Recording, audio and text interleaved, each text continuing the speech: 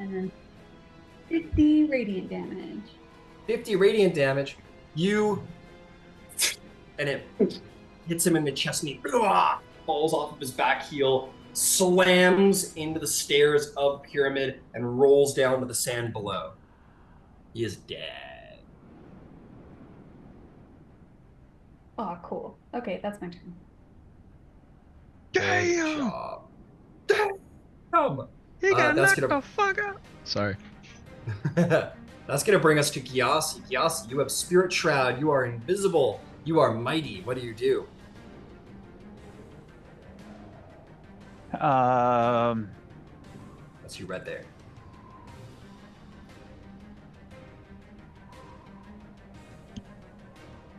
Just an update. Kronos basically made new gods to attack you. So that's what the floating cloud of death is over there. Okay. And we are 3 rounds or 2 rounds from jump. You are 1 now. You are 1 round now.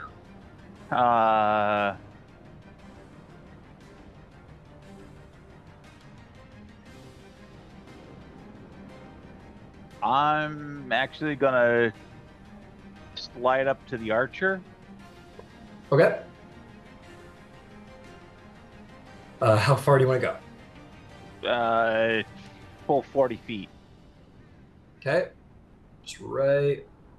Well, you can just get in. Yeah, I don't know. That was a stupid question. You get the 30 feet, and you are within melee range. If that's what you please. Well, no, the archer's on our side, so Yeah. I'm going to retain invisibility and Yep. say, move to the top. Go, go, go. Okay. Got it. And she'll start turning to run. All right, that was your 40 feet. You're still invisible. Bonus action. Action, bonus action.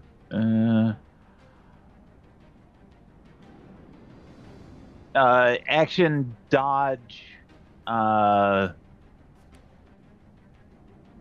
Bonus action. I don't think I've got one. Okay. No problem. You hide. Yeah. Why not? Why not? Go ahead, roll stealth. You have advantage because you're invisible. Yeah, I don't think you're gonna have a problem. 28. Yeah, you're fine. All right, that is indeed going to bring us to our archer, who is going to start falling back to the edge of the ritual. She's going to use the rest of her speed to get like right to the edge, and then she's going to shoot some arrows down to hold off the 100-handed one. Yep, that'll be well within range.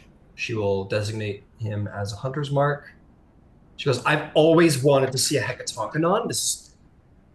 It's just really lame that I have to use a bow right now. And she is going to start firing away.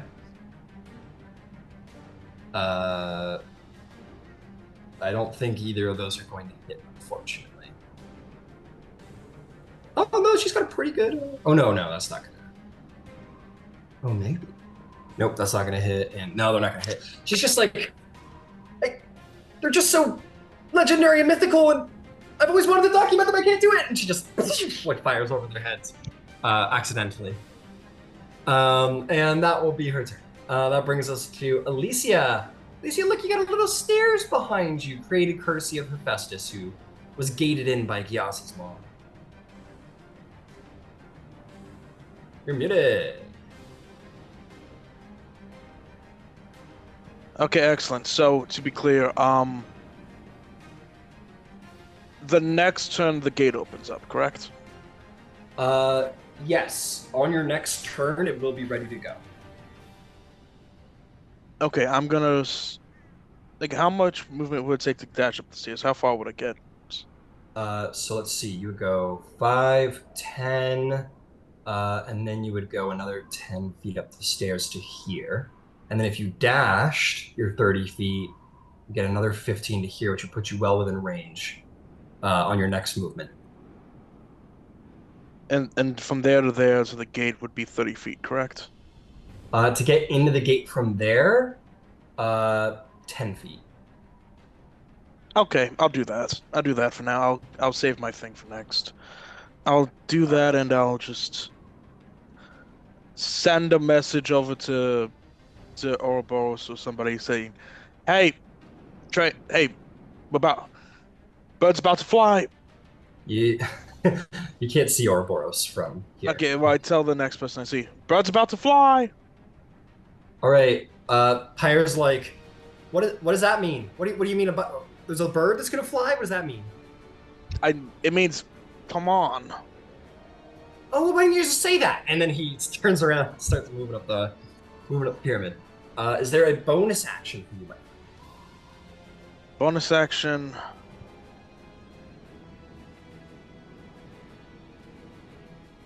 Is there anyone looking particularly hurt? The bad guys. You could probably see her. No, you can't. Not anyone that you could see, I don't think. Thalanos took a hit. Yeah, but she can't see Salanos from her side of the pyramid. Oh, gotcha. Sorry. Yeah, so no one you can really see. Yeah, I'm just gonna hold my turn here. Okay, there is a legendary action. It is time. Legendary action.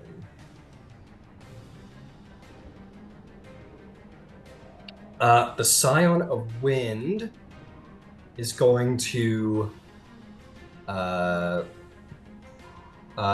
is going to as he sort of breathes out and moves his arm becomes like a long cloudy cyclone that moves to the top of the pyramid, and in doing so is going to create a fog of deception. Woo!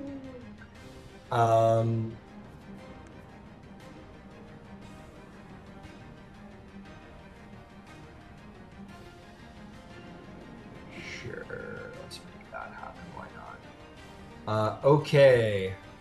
Is that what we want to do? We do better. Let me get that pretty angel.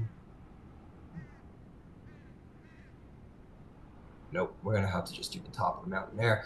I'm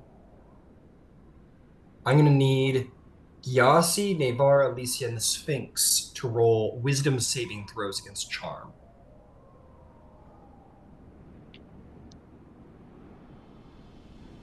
We're gonna do Sphinx roll.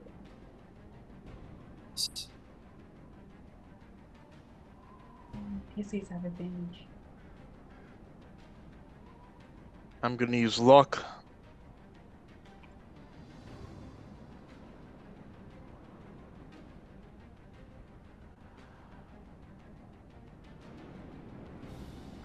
$27. Very good. The success. Our Sphinx is going to fail, however. Oh, great. So she doesn't close it? Well, we'll get to that. How did you do there, Gyasi? 22. 22 is is a failure, I'm afraid. 22 is a failure. And actually, hold that thought. Okay. Because I got something I can do about that. Maybe. Oh yeah, Navar fails for sure. And advantage.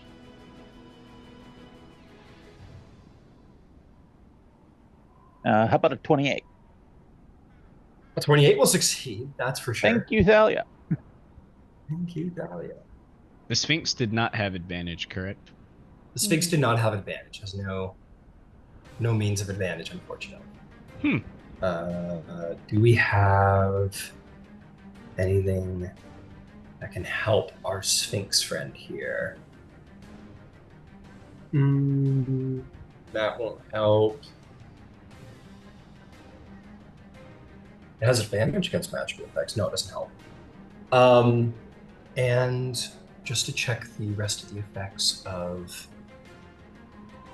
our smoke of deception here. All right. And so as this cloud billows through, it sort of circles around the heads of each individual, and most of you sort of scatter, but it goes up and into the mouth and nose of the Sphinx and Nevara. You all see this, and as the Sphinx is like saying the incantation, it's sort of like looking around. Can I try giving it silvery barbs? No, you can't silvery barbs against an ally's save. It's only to the detriment of an individual. So you would only hurt her. Okay. So while the ritual is still going, like you see his like eyes kind of turning, sort of like blinking a couple of times, and you recognize there's some magical effect upon him, and if it's not removed soon, perhaps the ritual will fail. That is going to be that legendary action. Bring us to Silenos. What would Silenos do? So Thanos got back to me and said he had a hunter's mark on the one in front of him, and he also has his chromatic confusion up as well. Got it. He's definitely got his chromatic confusion up, but I believe he killed his hunter's marked fellow. That was that guy last turn or last session. Oh, okay. So he has it up, but he can reassign it still if he wants to. Sure. Have him move it to the one attacking Ouroboros. All right. Yeah. Okay, that's the bonus action. Do we have a full action or movement? We'll start on the dough. We'll run up to the top of the pyramid. Okay, so how much speed does he have? With the dough, I think that's like 160. Okay, so he wants to board the dough. Yeah. Okay, boards the dough. The dough takes off like Dancer and Prancer. He's going to quickly make his way up to the edge of the ritual without too much issue, 50 feet. Then what? And then we'll make 2 oath bow attacks. All right. Sharpshooter. Hell yeah.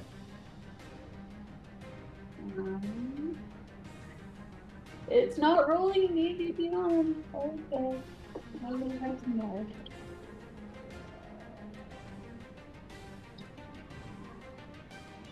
Plus 12. Oh my god.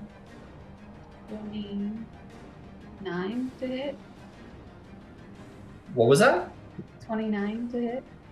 That will hit, yes. Cool. And he told me to attack with Nemesis,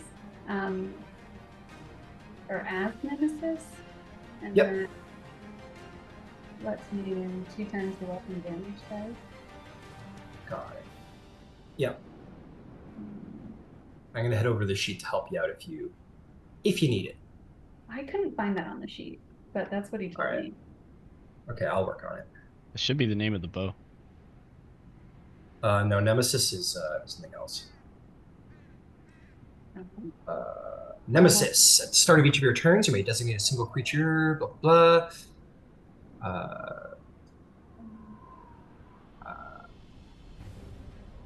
31. So that's 30. You double the amount of weapon damage dice rolled. So he has a D8 bow, so make it 2D8 when he rolls his initial bow damage. Does it double it? So if I roll a 6, it would just be a 12? No, Okay. you double the dice. Okay. Double the amount of weapon damage dice rolled. So it's the dice.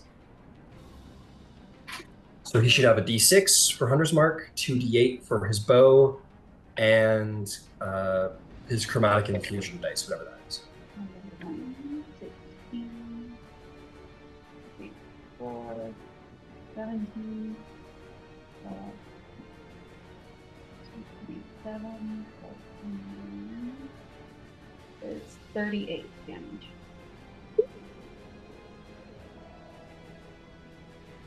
On the As first. someone comes over to try and disrespect your 1v1 bro, Ouroboros, you know your bro, Silenos, is there to support you. He fucking pings him in the back of the head, hurting him severely. You want to take another shot? not Thalia? Yeah. Go for it. It's gonna be another. No. It's Go gonna ahead, be Thalia. another sharpshooter. Yep, go ahead. 15 plus 12 is 20. Yeah, you're good. I hate Yeah, math. 20 plus, you're good.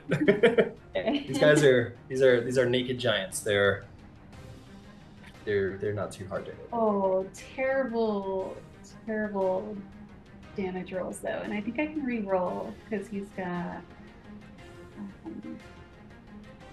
re-roll damage when you. Yeah, he's got piercer, so I can re-roll the damage. I'm gonna re-roll that because I got 2. Very cool. Oh, I can only re-roll one of them. Sorry, I'm like losing like a. It's all good. You're good. Holy, this guy knows a lot of languages. Rangers. Languages. Ouroboros definitely has like an 80s 2-second montage with Silenos. He just like turns around slow, gives him the nod, like. Yeah, the guy comes, punches you. Oh, how much, Thalia? 36 damage that time. You call that bad damage? That's incredible. Well, I originally rolled 2 ones, but I re-rolled some. So Ouroboros, you've got this Hecatonchenon down on his knees, and you go, and then you get smashed over the back of the head, and you turn around as he raises a hand to like punch you again. While you're just like a little unprepared. Silenos puts you for the top of the pyramid, and the Cyclops falls dead, and Silenos, who's blind, is like looking off, like you're down there, and he's like looking over here, and he goes.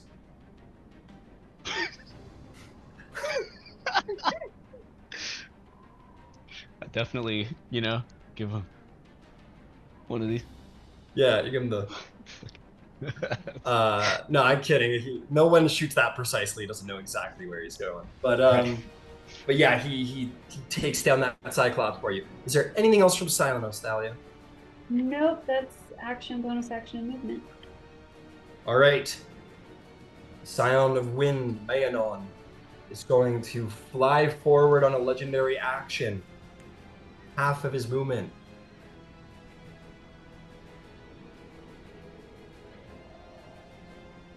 Oh no, it's his full movement. Sorry. There we go. Perfect. And on his turn, fly forward another 80. And he is going to use his turn to do a Tempest Vortex. 60.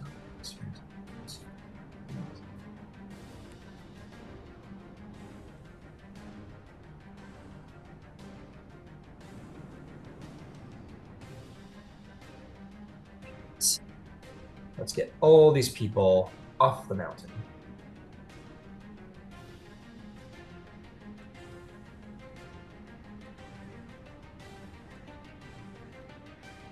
About more like this. Okay. He summons similar, not nearly as powerful, but similar in just like the power of the wind of what Zeus has pulled before a massive vortex. I need everyone inside that range to make a strength saving throw. I will tell you who that is. I need Alicia, Navara, Gyasi, Fire, Hephaestus, Mama Gyasi, Silenos and Silenos' doe, and the Sphinx to all roll strength saving throws.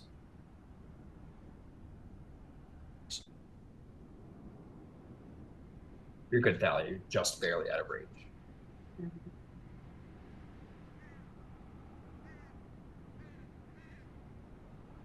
I'm Sphinx too.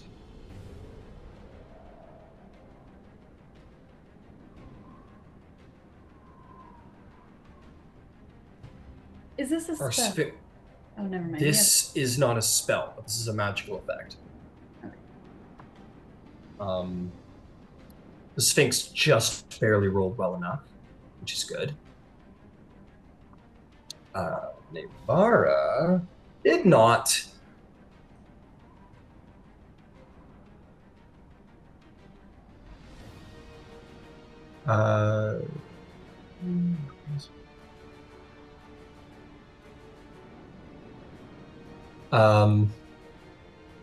Let's see how our priestess did. She rolled a natural 20. That's pretty good. And what I rolled, not that great. Okay, how did our PCs do? Alicia, what'd you roll? 7. Fail. 7. That is indeed a failure. You're going to be pulled this way. Gyasi, how'd you do? 24. You're fine. You're just fine. How did Silenos do? 23. 23 is great. How did his doe do? 12. Silenos is like, he just kind of jumps off maybe. Or actually, I guess he would be pulled on top. You can't just reaction dismount. That's not really how it works. So they're both pulled, unfortunately. Am I missing anybody? Oh yeah, the god. How Heffy baby, how'd you do, my man? He did just fine. He's a god. So all of you are pulled to this point as the wind sort of sucks you in with this vortex, and as you all are about to collide with one another, the wind, almost like it had been brought to a small cataclysmic point, shoots out in every direction like a windy bomb of high pressurized air. And you are all going to take 57 points of force damage, or bludgeoning damage. 57 points of bludgeoning damage. And I'll need a con save from all of my failures. The doe's gone. Silenos is like, no. Would Silenos have been pulled if the doe just died on impact? He would have been pulled, but I'm going to say that he is not going to take damage because he saved. I'll say he just kind of like dipped behind the doe and it took all of the impact at the last second. So I'm going to say Silenos is, he doesn't have to worry about this. Okay. He'll fall 15 feet. Can you make an acrobatics or athletics check, DC 15? Actually, I can reduce damage by 25 points. Right. Something. Cool monk shit. Yeah. Hell yeah. Yeah, he's good. So Alicia, I need a con save from you as you take that damage. 30. 30, you're good. You're gonna land. Yeah, 10 feet. I'm not gonna make you roll. You land just fine. How is Navy doing? Navy actually is doing. She's bloodied. I'll tell you that much. And Pyre is bloodied but alive as well. Actually, is he? No check. They are, yeah. They're bloody, but they're okay. They are going to land. I'm just gonna fall prone. Gonna take an additional 4 points of damage. Invisibility is gone. You better believe invisibility is gone after that kind of damage. And that is going to be that from the Scion of Wind. I think there's going to be a legendary action from Hephaestus as he will retort. Hell yeah. He is going to produce from his bag this like sphere of pristine metal, and he is going to sort of like throw it on the ground in front of himself, and it will sort of like reincorporate itself, basically transform, for being honest with ourselves, and it's going to become a living iron statue under his control. And I forgot about Silence of Ghosts. Oh, that's right, you did. We'll let that do its thing in just a moment. That's what we want. To be fair, I think the last instruction you gave him was to watch for the guy in the sand. So that is true. That is very true. Would have at least just waited. Okay, so that's that. What would you have liked the ghost to do? I do think I remember him saying something about that. I don't know what the ghost can do. What's the stat block for that? If you click on the Helm of Darkness, the spell should be at the bottom of the description. You can click on that. So you could... I think he has to use a bonus action to command it anyway, if I'm not mistaken. So, yeah, go ahead and take a look at that. If I'm wrong, let me know, but I'm going to move on in the meantime while you're just familiarizing yourself, but we can come back to it. Okay, 100-handed stuff. We're gonna march our happy asses up 30 feet.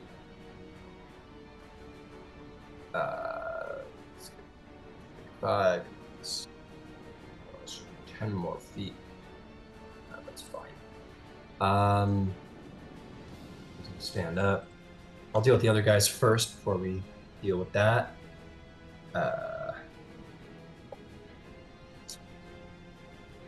Better believe we're gonna throw some rocks. So it doesn't work the first time. 100 of them? Maybe. I'm not using that stat block, so it's not to kill the party with 100 rocks. Well, 400 rocks each turn. Let's see. That is going to be... It's going to be 21.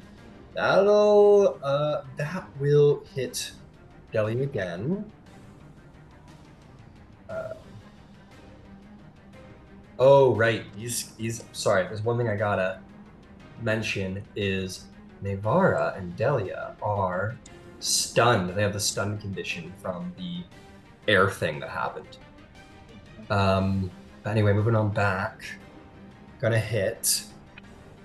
Delia is gonna make a strength save, and she's going to succeed, but she is gonna take 25 points of bludgeoning damage from the stone.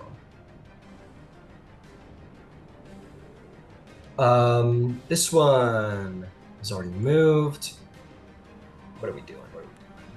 I think we're just gonna dash. We gotta get to that Sphinx before he saves the day, or helps save the day, anyway. So we're just gonna start making our way. This one over here is gonna try and get out of the sand unsuccessfully. It's not going good. And last but not least, this guy stands up, smirks at you, Ouroboros.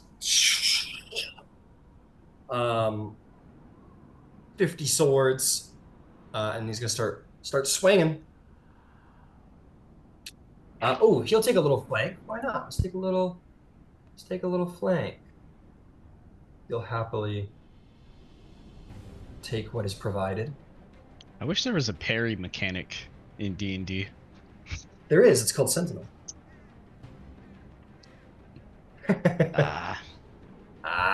All right. Here we go. I'm going to roll all the attacks just to get him out of the way. That's going to be 19 to hit. No. That's going to be 28 to hit. That'll hit. More than 28 to hit. Yes. And even more than that to hit. Yes. Okay. So the blades begin to descend down upon you. That's going to be 29 reduced to 14 slashing damage, 21 reduced to 10 slashing damage, so a total of 24 so far, and 14. So 38 total damage over those. That last amount of damage was 14? That was already halved, yeah. So 38 total damage to you. So 14, yes, on the last damage. Excellent. And that is going to bring us to your turn, Ouroboros, as he just drives 50 swords into you. What do you do? Some 30. for being honest. Yeah. Okay, You're so so small between them like that. that's because D&D or Wizards of the Coast is very scared of making player characters bigger than medium. 257 minus 219. Sorry, calculating my pain points. No problem. You have only made me more powerful. He has.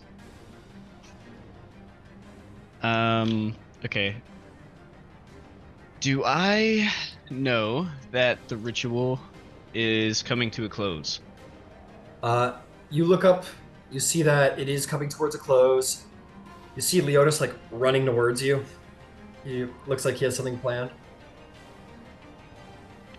So does he want me to fight? You give him the look like. He's like, yeah, go ahead. Yeah. He's like making his way down the huge stones. He's like, yeah, go for it. I like this version of you. And I'll begin my onslaught. I will attack twice with the Giant Slayer, recklessly. Recklessly? Whoa. I know, crazy, right? Whoa. Who would have guessed? Not me, man.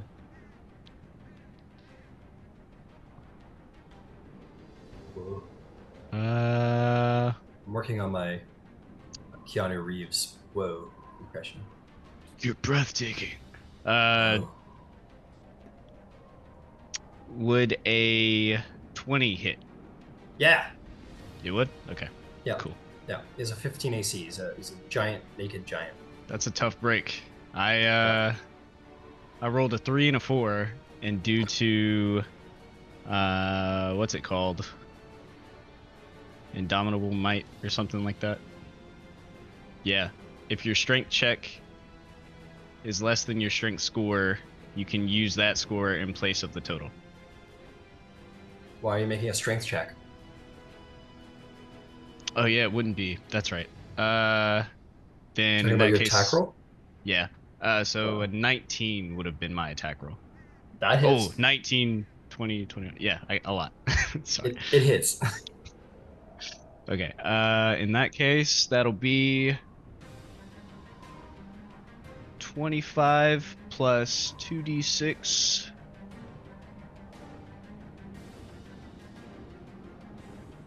Plus 2d6. 17 plus 25.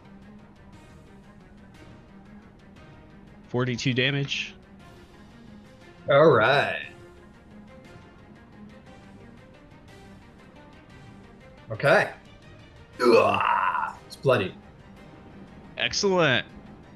Next attack.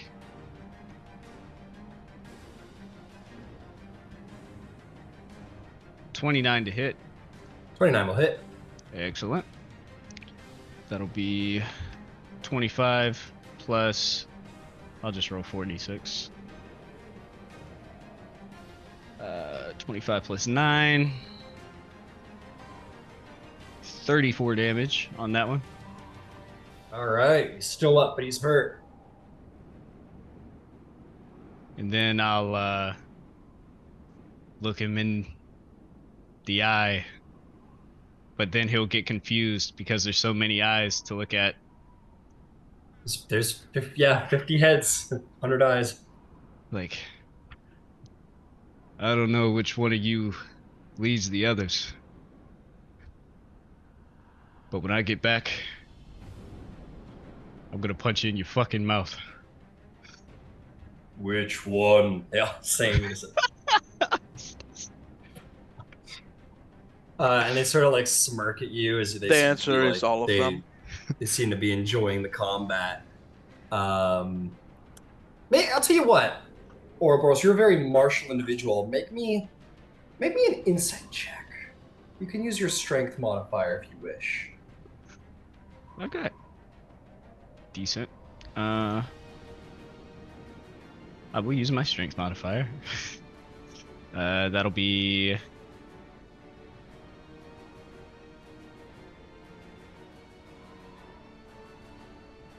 That'll be 19 insight check. You get the sense that this individual is not, like, evil. It's not on board with the Titans. You obviously don't know the details, but this person doesn't fight with the passion and fanaticism that you've come to expect from Kronos' lackeys. You expect that there's some larger reason why he's forced to fight here today. Indeed, you do expect he's forced. And he seems to admire you in this combat more than despise you. I know there's good in you. No. Yeah, I think that'll be my turn. Since he has reach, I assume, will I be able to go up the steps a bit? Yeah, you can start making your way. You get the sense that the Cyclops is a 10-foot reach, he's a 15. Okay. So you can start. I'll get within like, that. You can make it to here without attack. Okay, cool. Cool. Yeah, I'll kind of keep my back to Leonis so that, you know, when he gets close enough, they won't be able to really see him. Understood. No problem. Pyre's turn. He is stunned. He does not end that stun. He lays on the ground, sort of just, like, kind of out of it. Time for some legendary actions, guys. Getting close to that Scion of Sand. Let's see.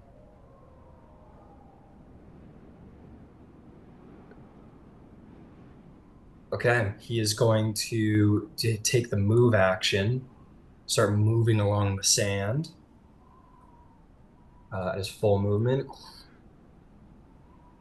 As he does so, the earth rumbles like an earthquake. Let's see here. But it doesn't matter because no one's close enough to get the secondary effect. That's going to bring us to Katara's turn. Katara, what do you do?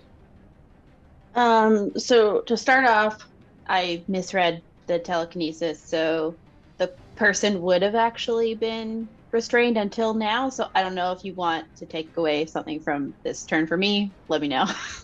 Sorry about that. It's fine. Can you? So you can't drop them unless you drop the spell.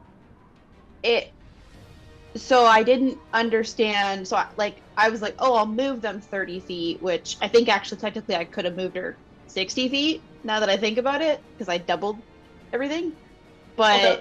I didn't realize that because it's technically like an attack, they're restrained until the end of my next turn. I think all she did on her turn was move. Yeah, I will. Let's just say, just for the sake of ease, that you only went half speed so as to be careful with her safety and didn't give the enemies advantage. So that's what we'll just call it that from the story element. You're good. Sorry about that. You're good. And then can I start? Katara's going to make her way up to the Sphinx. I'm going to use the movement. Yeah, and then she will again Misty step to basically right outside that bubble on the far side of the Sphinx. Like that? Yeah. Cool. And then she's going to cast a spell magic at 6th level on the effect that the Sphinx is under. And if Thalia's she's gonna. Go ahead. So they're stunned, and is that a magical effect? I'll give it to you. You think it was more the like impressive force of wind than magic that has got stunned in this moment. I won't do anything. But if you want, you will recall Nevarra was stunned or was charmed by that situation as well. So if you did twin it, you could save Nevarra. Okay, sure. If I'm close enough, I think of. So would it be between me or? I'm not sure. What does it say? Well, so I guess the question. So it said 120 feet. It says I can choose an object or magical effect within range to dispel. So Okay. would it not just because it's that Dispel effect? both, yeah. Yeah. Um. Twinning is also fine, but it's 120 Yeah. feet, so I can hit either of them. I think because they're not linked, like if this was a concentration and they were linked to concentration, okay. I'd say yes, would take out both of them. But because these are like two active effects that are now mutually exclusive, I would say that yeah, a twin would be necessary to hit both of them. So I feel like there's like a pulse that radiates, and then like right afterwards, it's like an echo, like the ripple effect from the water, as Thalia like kind of does the second. So then it hits Sphinx and then Nevarra. Understood. So the twin probably comes from, you probably twin Qatar and you pick the second target, right? Okay. I don't think she can see Nevarra from her side of the pyramid. Oh, okay. I don't think I need to see them. It just says one creature, object, or magical effect within range. Okay. Then I guess for any spell of 3rd level or lower, the target ends. Anything 4th or higher, I have to do an ability check. But because I'm using it at a 6th level, I think if it's under 6, it cancels. Got it. So yeah, Thalia, if you wanted to twin it, it doesn't require a line of sight. You could do that to help Nevarra out. Okay, I'll do that. So Katara, it's definitely like not a helpful looking spell. It's definitely a very scary looking spell. Yeah. You're like, and there's like this like black smoke. You're like, ooh, but you're like, okay, sure, why not? And your sash ignites and divides it. And as it hits the Sphinx, it kind of like goes up his like nose and into his mouth, and then like pushes out both the black smoke and the charming cloud. And then does the same thing on the other side of the pyramid, and both are spared of their charm. Cool. Well done, team. Good synergy, man. All right. Is there anything else, Qatar? Are you happy?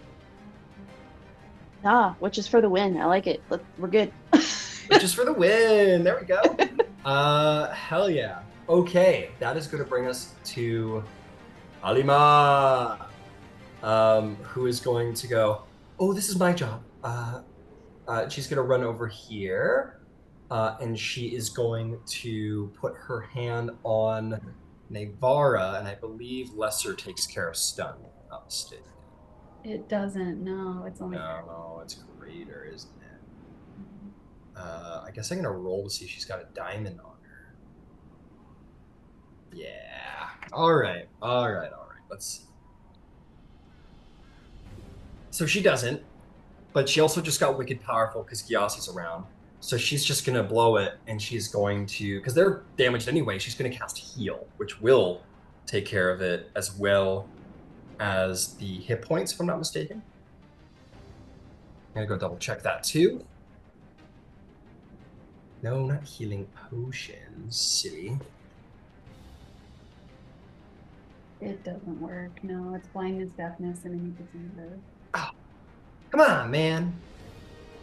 Sorry, I'm just having to think about an entire cleric list all the time. Let's see here. Oh, you're not gonna tell me?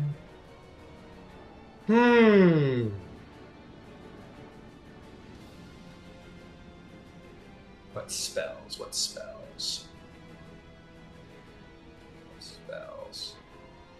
Power word heal. That can be a distinction. Power word kill? Is that what you just said? Heal. Oh, power word heal.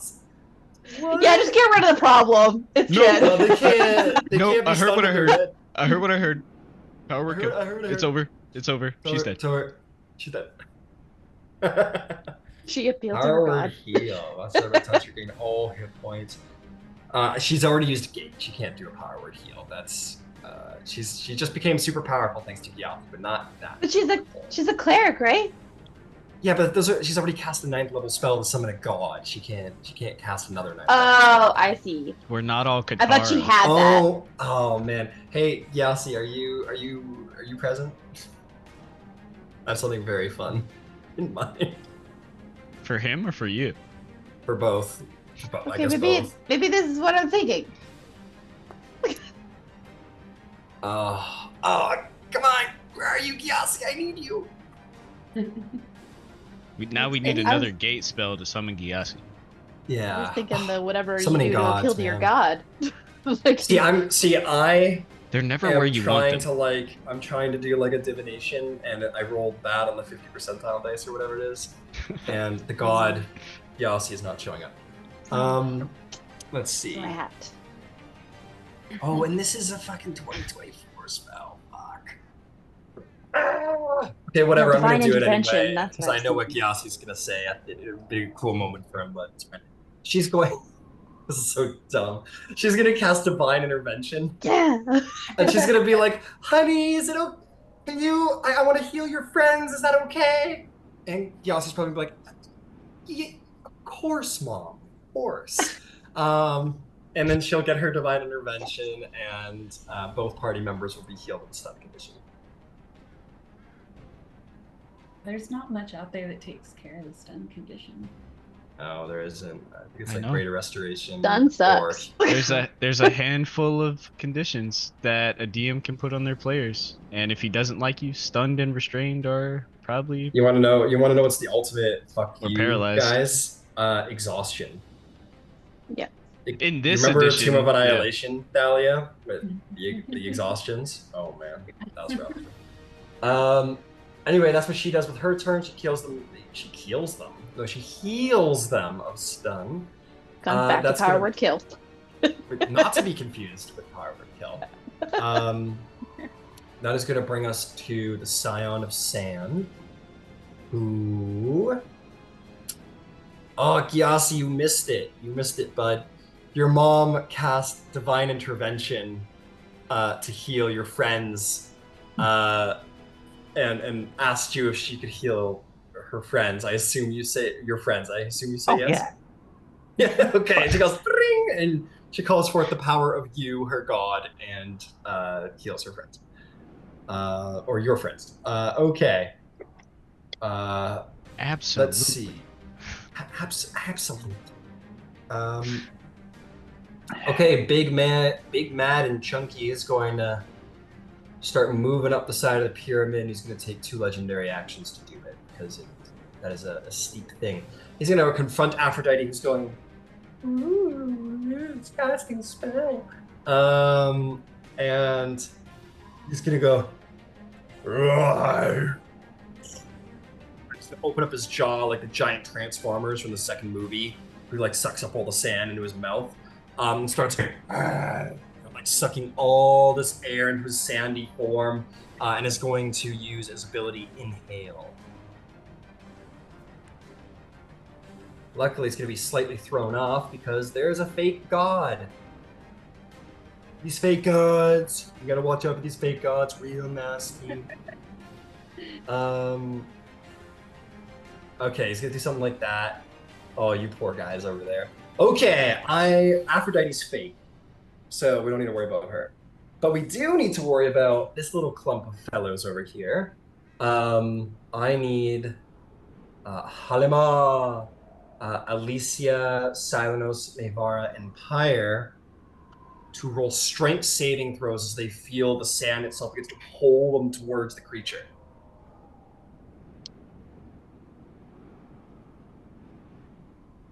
Failures from our level 10s, unfortunately. And dude, your mom is just rolling crazy numbers. Like she has no business saving this, but she's just rolling crazy numbers. How did Alicia Nothing. and Silenos? Literally 0. It's literally 0, unfortunately. I have a -2 on strength. Very unfortunate indeed. How did Silenos do, Thalia? Silenos got a 24. Okay.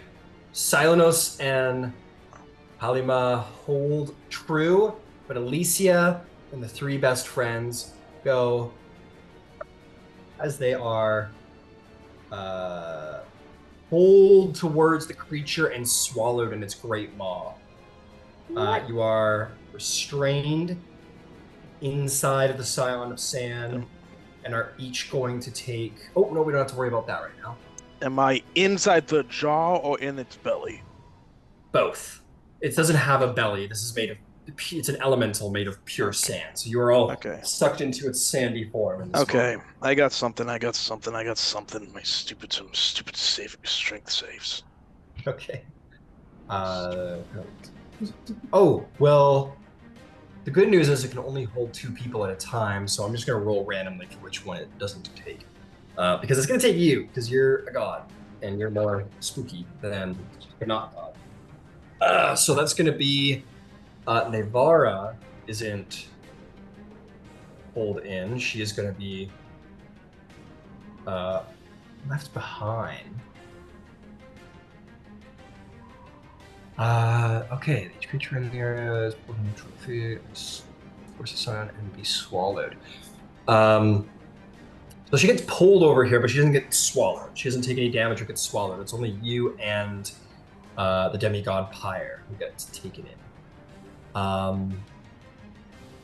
And with that, the creature is going to continue to stalk up the side of the pyramid 30 feet.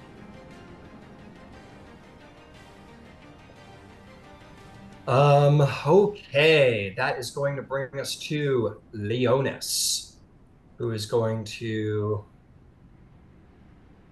run to here.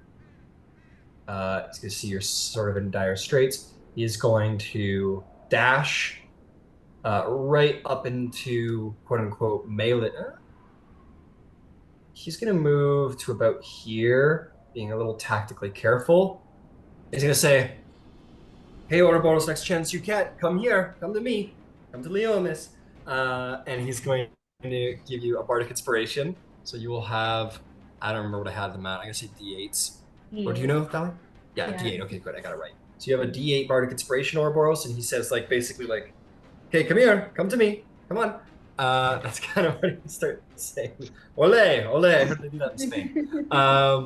And that's going to be Leonis. Ooh, we're getting close to Hephaestus. Let's see if he's got any legendary. He does. That won't help at all. He's kind of slow, so that isn't going to be much help. So turn over there.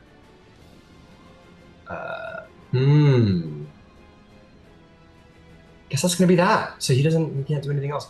He's a bit of a melee fellow. So Cyclops turns. There's a lot of dead Cyclopses. This one's going to try and get out of the sand finally. He's going to succeed. Or no, he's going to fail. Excuse me. Used the wrong word. This one's just going to attack you twice, Ouroboros. At advantage because of Reckless. Okay. That's going to be 24 to hit. Oh, it's actually a straight roll because of Holy War. Because it's disadvantaged attacks, but... all attacks have disadvantage? Correct. What was that? Yeah, that's right. Oh, well, I haven't been doing that the entire fight, so... Yeah. Cool. Okay. I guess I'll re-roll. That's going to be 20. We'll stick with 24, but it'll hit because I'll roll more that time. Next one's going to be 22 to hit. That'll hit. That'll hit.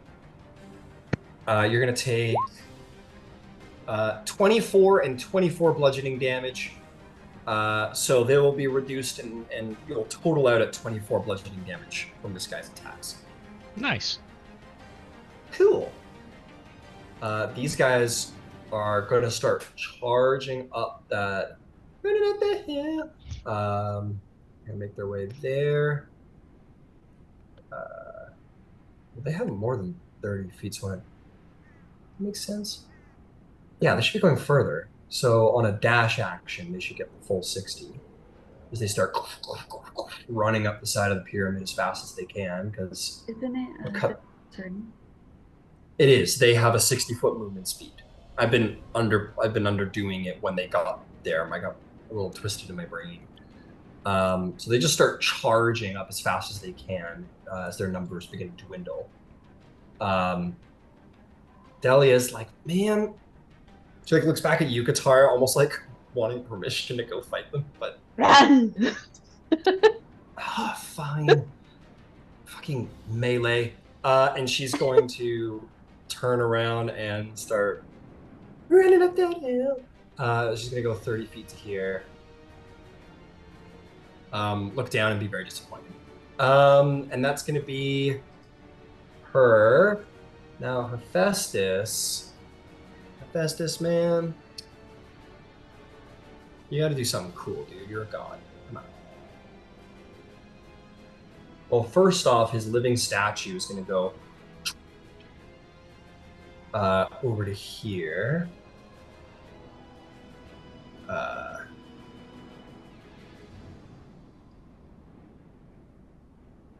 Actually, wouldn't go. No, I won't go there. It's gonna start. Let's do like one of those kind of stints, and then it'll do one this way to try and head off the guy. And he's gonna take a dash action to sort of block his path. Hephaestus. What do you got, my man? What do you got?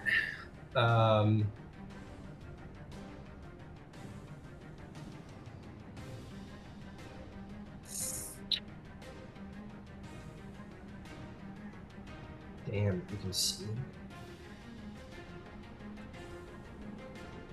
Oh man, this is difficult. Oh, this is very interesting.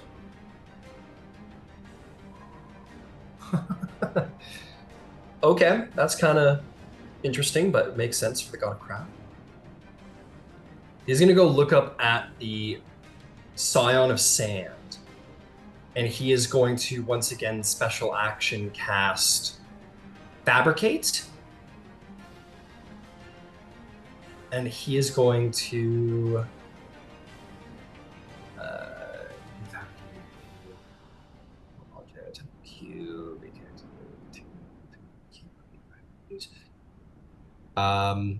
he's going to like bring his hammer up and point it at the creature, and it's going to glow with celestial runes, and the sand on his body is going to be sort of pulled towards a single point, and he is going to create basically like a condensed portion of sand. I'll make a little luck check here. Okay, I get it. And because I rolled snake eyes on the dice, it's not going to work quite the way he wanted it to. As he makes the giant block of condensed sand, it falls off of him and hits the ground, just sort of scatters. But as he was trying to basically capture Elysia and Pyre in sand and like drop it out of him, he doesn't manage to capture them as it's just kind of hitting it blind. And as it falls apart on the side of the strong, heavy pyramid, no demigods or gods are fished out of the creature, unfortunately. Can I get Hephaestus my inspiration? Sure. That'll be a lot better. Elysia, roll me any even-sided dice. And we'll determine who gets saved from the creature. So like a D6 or something? Yep, any dice. Roll me any dice and tell me the number. 2. 2. In this moment, you feel Elysia, suddenly you're like, and sand just like bludgeons around you and pushes against you solidly. And then you feel the feeling in your belly of like motion, of dropping.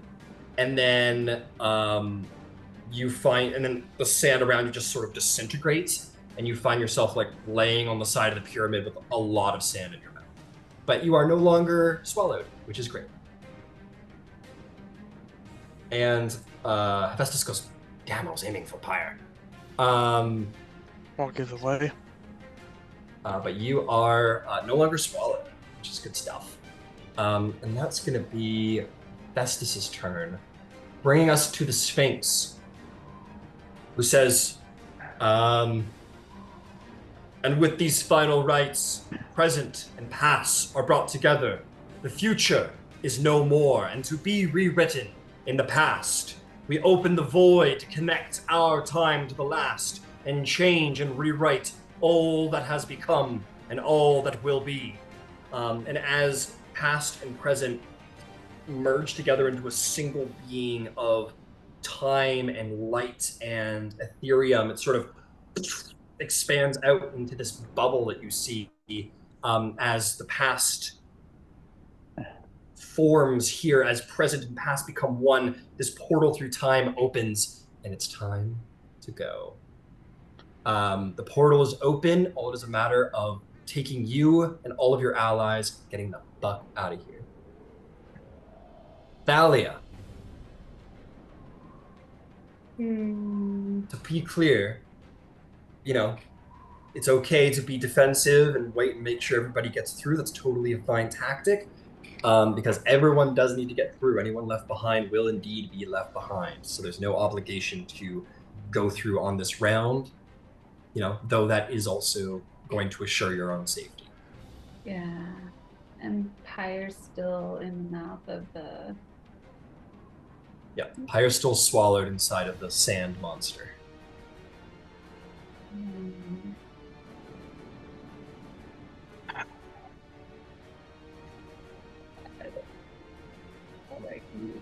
How far away am I from the portal? From what? From the portal? You are not far. You could easily fly within escaping 25 feet.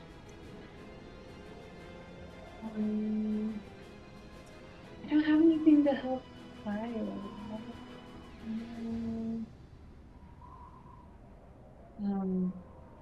I'll just attack the sand creature, I think. Okay. With a guiding bolt. All right, what level? 4th level. 4th level. Okay, make me an attack roll. 25. That'll hit. Roll me some damage. Okay. Make it big.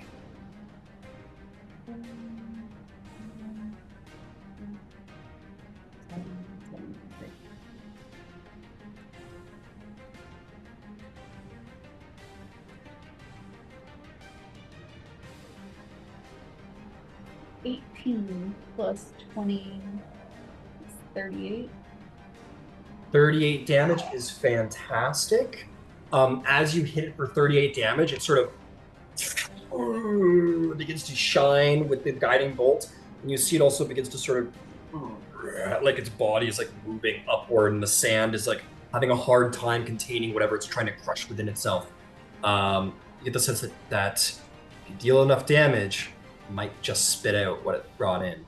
Then I'll attack at advantage with my Chrono Stars for a bonus action. All right, you have advantage because of guiding bolt. 31 to hit. Oh yeah, that'll hit. Roll me some big damage. It's 18. 18 damage. Got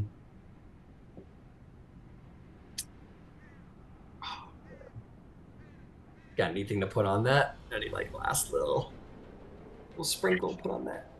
I've got a bardic inspiration. No, I don't. Really. You can roll that. That is Tasha rules. You can add that to a damage roll. Sure. I would love to try to save Pyre. Great. I'll let him know. 3. 3? Yeah. Oh fuck! You're like 1 point off. Oh no. He's like, oh, can I bless Thalia with an extra D4? What does that mean? I don't know. Fuck, I'm a god. Cool. Is that allowed? If not, I have maybe a thing. What do you got? I haven't heard it's not allowed. Is there any way so she's got the heroic bond thing up, right? Yeah. Can I give her my luck? Is there a way to do that? with it? I mean, there's the hey, It there's says, vengeance there, but that doesn't really work yeah, in it's this scenario. I can use the action to re-roll an attack roll, ability check, or saving throw you dislike, and use the second roll. I guess I don't. Maybe it She won't already work. hit though. That doesn't really. Yeah. Okay. Oh. That was all my only idea. You tried your best. Thalia, you blast it with all of your might, just a little smidge of damage, and you could have done it, but unfortunately, it managed to keep its meal down in this moment. Okay. Okay, nice try though. Is there anything else? I'll just get real close, like, to that portal. All right. Yeah. 20 feet. You get real close, like. Well done, Thalia. All right, Gyasi, what do you do, my friend? I'm going to move within 5 feet of the temporal bubble. Okay. How much range do I got on that? What's the distance to this guy in sand? The distance to the guy in the sand, and you can close. You've certainly got close more distance. You've certainly got more. I would say 96 is fine. Okay. Yep, about 95. In that case, I'm gonna spend a pip off of the Trident and summon a column of water to engulf the sand. Okay. A column of water to try and engulf the sand. Fantastic. That is a point. As a reminder, in order for this to work, you need to get the Trident, the Helm, and the Thunderbolt to the orb to actually like activate it, as a reminder. But yes, okay. Geyser water. What do you need from me? I need a DC 20 strength save. This isn't technically considered magic. This is simply the summoning of the elements through the Trident. This is a force of nature, quite literally. That's going to be a 19 save. Okay. That'll be 18 points of be-soaked damage. Okay. Water appears from nowhere, blasting across the sand creature. I'm gonna roll a little luck check to see if it happens to help out our swallowed friend, and indeed, it certainly will. I'm gonna say it's gonna give him an opportunity to try and sneak away, shall we say, from problem at hand. Where are you, Fireboy? Okay. One of his hands kind of like gets found as all of the sand sort of compresses into a thick mud, and his hand is there and it kind of begins to grab and grapple to try and get out. The sand does begin to pour down on front like a waterfall over the mud, and it does re-engulf him. It was a close call, gave him the opportunity, but he wasn't able to pull himself free. Damn it. I know. Help yourself. Help yourself.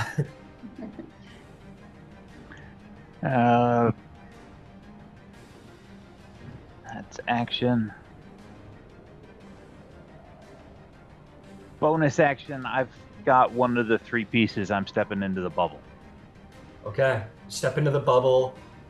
As you do so, the Trident sort of shimmers and cracks in your hand, and sort of folds in on itself and becomes pure temporal energy. That sort of blue water, very much like a river of time, begins to sort of swirl around inside of the bubble. One of 3 elements of alchemy have been brought to this ritual that might fully activate it. Well done, Gyasi. Is there anything else? That's bonus action move. No, I'm good. Got it. So as a note, the Trident is destroyed. It is now being used for the ritual. It's been sacrificed for the ritual. Navara is going to get the hell out of Dodge. She is going to do Zephyr Strike. She is going to run 15 feet to here. she is going to dash 15 feet to here and call it a day. She starts running up the pyramid with due haste. That is going to bring us to Alicia. Alicia, you lay prone before the creature. You have a couple things on your plate. What do you do? Can I see that the thing is that the orb is open? You do see that the orb is open, yes. What's the distance between me and the orb? It is to get inside, it would be 90 feet. 90 feet, okay. Have to be next turn, but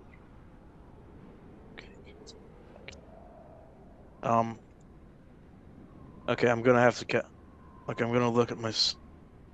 I look up at. Okay, how many people around me?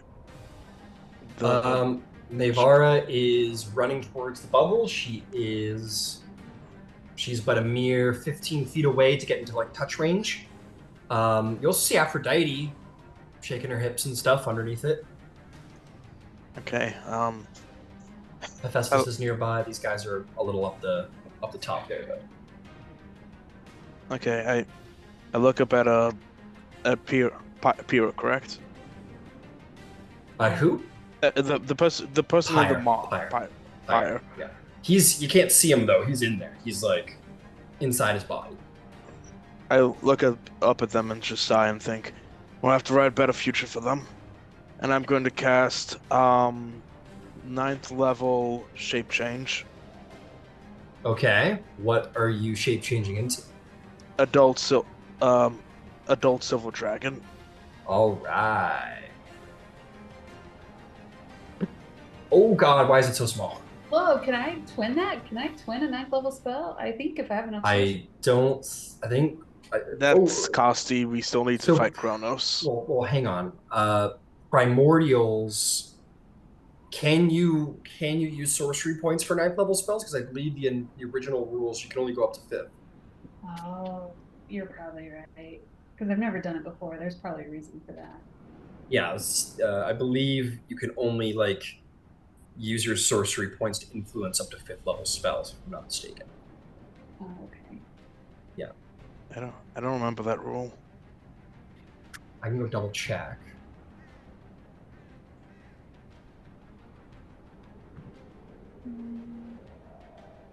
Could be wrong. I know that's in the new stuff. If anything, it means a lot of points. It does need a ton of points to do. Yeah. That'd be like 10 points regardless. Yeah. We still need to fight Kronos. Well, I mean, in fairness, you're burning your 9th. You still need to fight Kronos. Yeah. Yeah, true. But go to magic, 2 sorcery poise, daily regain, flexible casting, creating spell slot, feature advantage after long rest.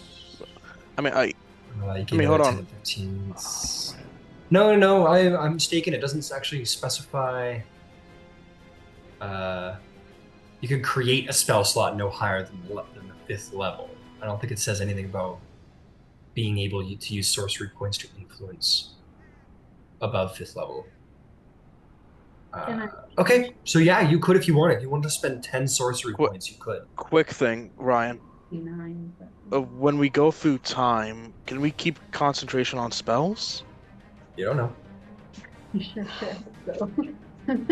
Well, I mean, the last time you came through, I believe you were still wild-shaped. But anyway, Thalia, what's going on with you? Hold on. In that case... What's going on, Thalia? I want to try to get that to Pyre, if I can. You can't see Pyre. Oh, it has to be a... Yeah, it's a site-based situation there. And I believe, is he a little far? Or what's the distance on your ability to... 120 feet now. I got it improved. Okay, yeah, that's right. But yeah, you'd have to be able to see him in order to do that. Okay. I'll still do it, because shape change is great. I'd like 2 dragons on the field. So... Okay. We're gonna turn Navara into, and I don't have to concentrate on this, right? Alicia. Nope, this is all linked to Alicia's concentration. Yeah, Navara is gonna become a white dragon or silver dragon. Got it. Don't lose concentration. That was a lot of sorcery points.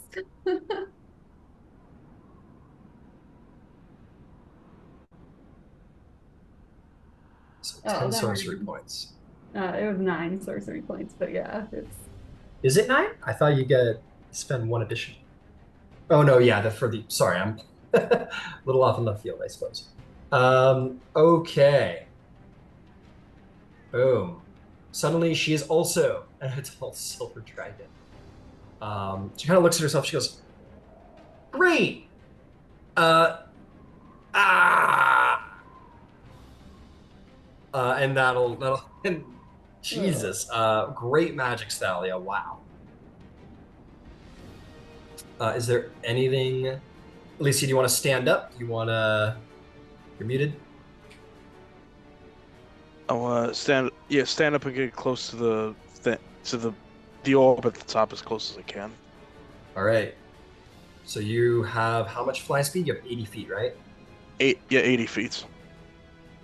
Okay. So you're gonna fly 40 feet in this direction, and there's going to be an opportunity attack, because of course. Fuck up the sand guy. I got something. And he's going to bring his hand up, and as he does so, he brings his hand into like almost a stone-like pillar as he solidifies the sand in his arm, and he's going to bring it down on you if he can. That is going to be a 33 to hit. 33, yeah, that's more like it. You're going to take 29 points of bludgeoning damage, and I need a strength saving throw. Strength saves again, good lord. Yeah, but you're rolling a strength save of an adult silver dragon. Yeah. Yep. Yeah, but it's not invincible. It's not 100. It's better than your -2. It's true. Yeah. Yeah, okay, hang on. Let me double check. And you got the holy aura thing going, and that's advantage on saves, so, you know. How much is holy aura again? Holy aura's advantage and is advantage. Which is straight up roll twice, take the best roll. I don't think you can lose this. You also have you can. legendary resistances too. You also have what? 3 legendary resistances. He's a motherfucking dragon. You know, shape change doesn't let you use legendary resistances. Oh man. Okay, I got a score of 20. A score of 20. Does that succeed? I do not believe that is going to succeed. No. Okay, if that case, bond. And give yourself another die 8. Okay, hang on. Die 8. Hang on. We've played this tack on game. Okay, plus 8, 28. Will that work now? 28 will now work. Yes, it will now Thank you, Thalia. Thank you, Thalia. Thank you, Goddess of Grace. Thank you, Goddess of Grace. Our savior and everything.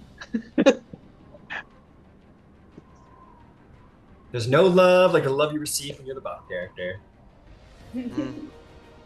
Okay, fantastic. You managed to save as the mighty fist comes down on you hard. I do need a con save. That's going to be a con save 14 to maintain shape change. Okay. I don't think that'll be too hard for you, but you never know. Hold on, double check. 30. Yeah, that'll do the job. Okay, sweet. Is there anything else you'd like to do? You used your action, you used your movement. I look down to the one down below me and says, "Fly to the orb." She turns around and she goes, "I'm not leaving my family." And she'll turn around and face the sand creature. Okay. Okay. Legendary action from the Sound of Wind. Oh my god, look at all these tabs you guys have me opening. Mm-hmm. Okay, here we go. What is the Sound of Wind gonna do? Let's see if we get that fog back. Nope. Vortex back. We are going to try and stop the good guys at all costs. It is going to summon to its hand a wind javelin, and it is going to throw said wind javelin. Who are we gonna hit? How about Buff Girl up there, who's flying and so shiny and radiant and all of that? Let's go for you. That's going to be a 22 to hit.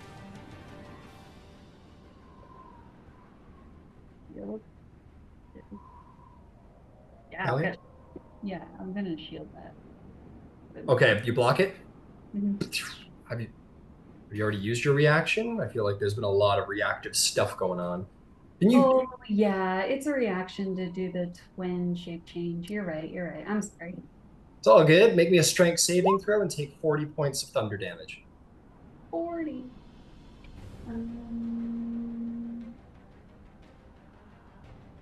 That's 18. 18. You are knocked out of the air as you fall prone to the ground. You're gonna take 7 additional damage. I need 2 con saving throws for concentration. DC 20 and DC just 10. Vanish? No, because the ritual's not complete. You need you need the 3 items to right. I was like, oh god. No. Right. Oh, I got a 22 to save on the first one. All right. Can you fail the second DC 10? No, I can't. Okay, so you're good. You maintain aura of whatever. Whatever it was. Sure. Yeah. Got it. All right, that was going to bring us to Silenos' turn. What does Silenos do? Silenos is going to try to get the Sandman to spit out fire. Fair enough. So we're going to make 2 sharpshooter attacks. You want a Hunter's Mark? Well, can I move it because the other one's not dead yet? No, you killed the other one. Oh, he is dead? Look at him, he's so dead. Yeah, look at him. Sweet. Laying there. Let's move Hunter's Mark then. That's great. All right. Hunter's Mark is up. Go ahead. Take 2 shots. Are these going to be overdraws? Yep. Sharpshooter, yeah. All right, go for it. Oh, no. That's a 6 plus 12 is 18. 18 just hits. Oh, it does hit. Cool. Okay. You accounted for the -5 to the attack roll? Mm-hmm. Yeah. All right, good. 17, and I only added 12. Then you are good. Go for it. 8, 12. You want him, and he's your nemesis, I assume? You're marking him as your nemesis? Yeah. And Okay. And Nemesis gives you an extra 2d. It doubles your weapon damage die. So instead of rolling 1d8 on the bow, you're rolling 2. He does think that he said Nemesis damage with bow is 2d8 Nemesis damage with maybe that's just the scimitar. Never mind. I don't know. That would Well, the bow should be a d8 base damage. 12 plus 14, 15, 24, 34 damage. 34 damage. Okay, take another shot. You're halfway there. Oh, it's another 18 to hit. 18 will hit. Roll me some damage. 7 plus 4, 8, 11, 15, 19, 20.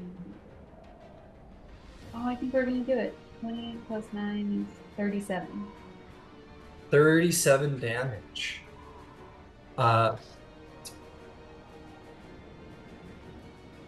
As he fires these two crazy arrows that like hit it and exit out the other side, hit it, exit out the other side. And as he reels back in pain and sort of expands the front of his body, you see the sort of metallic armored form of Pyre released from the body. As he falls to the ground prone at the base, he has been released from the monster. Finally, cool. Silenus is gonna call out, the dragons are friendly. He goes, okay, they like sand. He's like, okay, thank you. And then Silenus. Where is Silenus on the board? Silenus is right here. We're gonna move into the sphere. If All right, he's gonna start making his way. He's got 40 feet. 50 feet. He's got 50 feet, so he's gonna go 25 up, and he's gonna be just. He's doing his best, but he's not gonna just. He's gonna be just outside before he gets there. Okay. That's his turn. Okay, got it. Sign of Wind is going to take a legendary. Wait, that's not his turn. That's not his turn because he's got the ghosty boy. Okay, what's Ghosty Boy doing? Can he have moved? Could he have dashed his last turn? Did we skip? I'm gonna say we are where we are, just because it's been a lot of turns. And he said we could come back to it, but he's just not going to be able to get anywhere to do anything as well. So I guess, what's his speed? The ghost can move 40 feet. 40 feet? Okay, sure. Why not? So we'll say last turn it moved. You know, I'll be nice and I'll be mean at the same time. So you got your speed and it begins to move up the pyramid last time. It wasn't as direct. Now you can do whatever you want. Does Silenos need to use a bonus action to command it? Nope, it's no action required by you, and then takes its turn immediately after yours. Got it. So what's it doing now? I still don't think it can reach anything. Is it 40 feet within the big sand guy? And start making its way 40 feet towards the big sand guy, but not quite. Yeah, and it's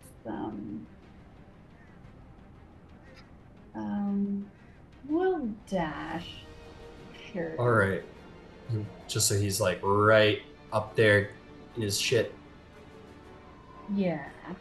Yep. Got it. All right, there he is. Oh God, not you. Oh, you're fucked. All right, is there anything else? Nope. Nope. Scion of Wind, legendary action. Is going to move speedy like towards the center here, and then we're gonna take his turn. We're gonna do, I think, another thunderous. Oh, let me roll to see if we get it back. No, we do not get it back. So we're gonna do some multi-attacks instead.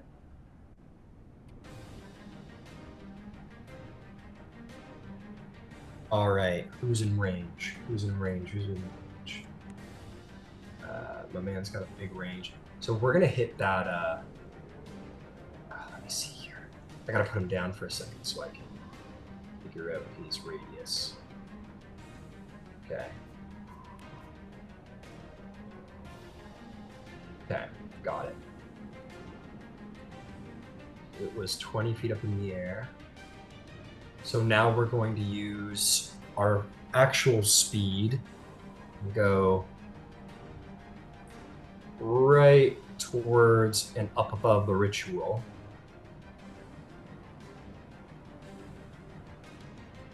Like so. And we're going to do some stuff. It's going to sort of pull from its own body this like long standard of just like cloud on the end of a stick, like some great club or mace, and is going to bring it down.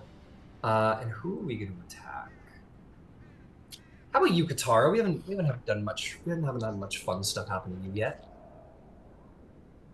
That is going to be, because it's at disadvantage because of Holy Aura. No nat 20.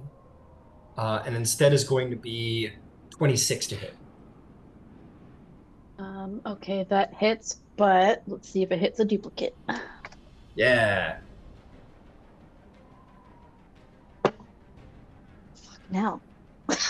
Oh, it hits you? Wait, Oh, wait, does emboldening bond stacks on that, right? It does. No, it does not stack on. No, it does not. This isn't an attack roll or a saving though. This is just like a luck check. Yeah, Basically. fuck it, I'll take it. That's fine. Okay. You're gonna take 44 points of force damage and 18 Ouch. points of thunder damage. Okay. Maybe I should have re-rolled that. And then it's going to, as it hits you with that, it sort of dissipates the whole sort of cloud weapon form. And that's going to bring its two arms up and slam them into the top of the pyramid. It's going to make 2 slam attacks. Let's do 1 against the person it has advantage against. Actually, let's do 2 against the person it has advantage against, which is Thalia. So 2 attacks on you, Thalia. Telekinesis is down. Got it. Disadvantage. No, because you're prone. So it's going to be a straight roll because you're prone. That's going to be 26 and 26 to hit. Yeah, they both hit. Got it. So you're going to take 31 force damage and 28 force damage. So you need to make me a DC 15 and a DC 14 con save. I get a 26 and a 23. Hey, we're good. Okay, that's going to bring us to the 100-handed ones. This one is going to march up to here, and it's going to take a number of attacks at Mr. Iron Guy. Let's do those. Okay, against your AC, that's going to be a hit, a miss, and a natural 20. So, our Iron Warrior here is going to get fucking pulverized. 29 damage, 24 damage on the crit, could have been way better. Oh, that was just bonus damage. 19 damage. What the fuck is going on? Oh, it's not. Is it doing it properly? 16. Oh, there's an additional 8 missing. Okay. And then on the last attack, that would have been 22 additional damage. Yeah, it just tears the iron. It stands ready and it comes up with its 50 swords and just eviscerates it in a sea of swords, and it is broken and destroyed, and it will continue the rest of its ascent up to the center. This one is going to take the dash action, go up to here. It's not as fast as the Cyclops friends. This one's going to try and get out of the sand. Holy shit, it doesn't get out of the sand. God, that earthquake was debilitating. This one looks up at the ritual almost complete and looks down at you, Ouroboros. And you sense that despite how it may seem, there is honor in this. That he is going to attack you rather than try and stop you. If that makes sense. He will attack you 4 times. 21 to hit. That'll hit, just barely. More than that on the second hit. Not gonna hit, and then over 30, the last one. So 3 hits. That is going to be 22 reduced to 11. 13 11. Reduced to 6. 6. And 25 reduced to 12. 12. Or slashing. Alright. Alright.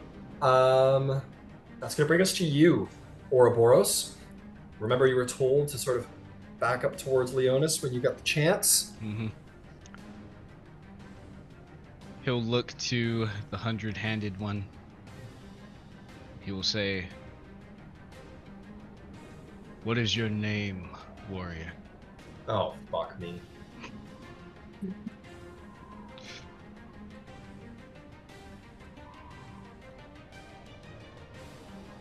Oh.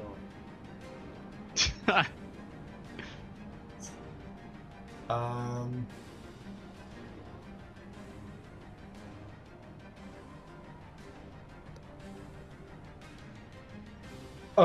he said, okay, here we go.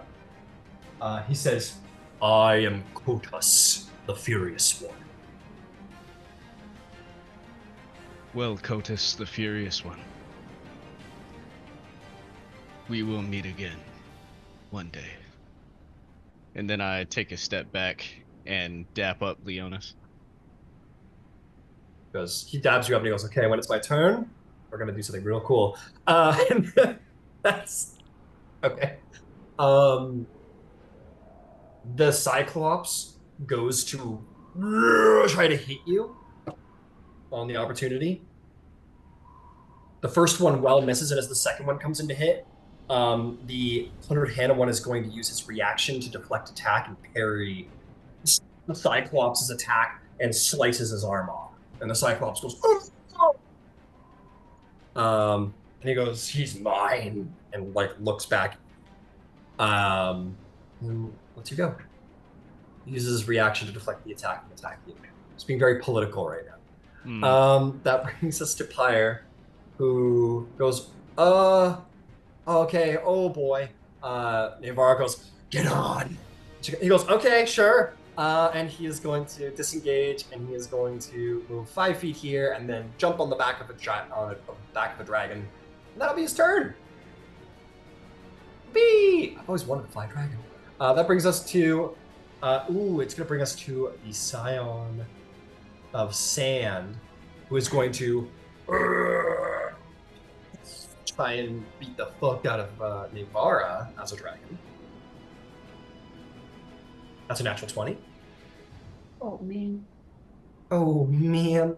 Let's see. As a... What? Oh, nothing. Sorry. I gotta be careful because sometimes people want to screw over my fun. Let's see. Gotcha. She is going to fail the strength saving throw. She is going to take... oh boy.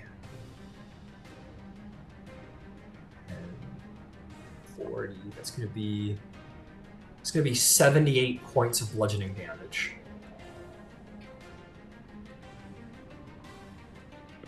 And she is going to be... As he punches her, she gets knocked back. She totally meant to do this. It gets knocked back like 100 feet and smashes across the top of the pyramid.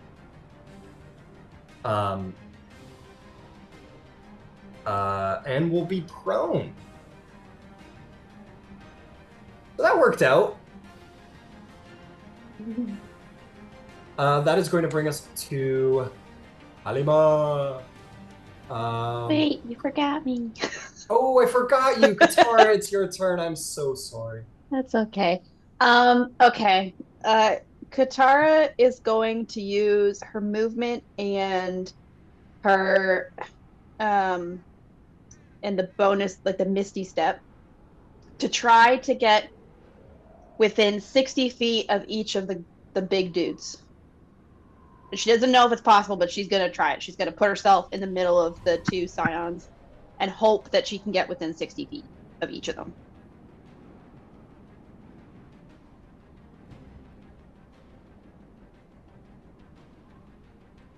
If she puts herself on the back of a dragon, if she Misty Steps to the back of the dragon, will that help?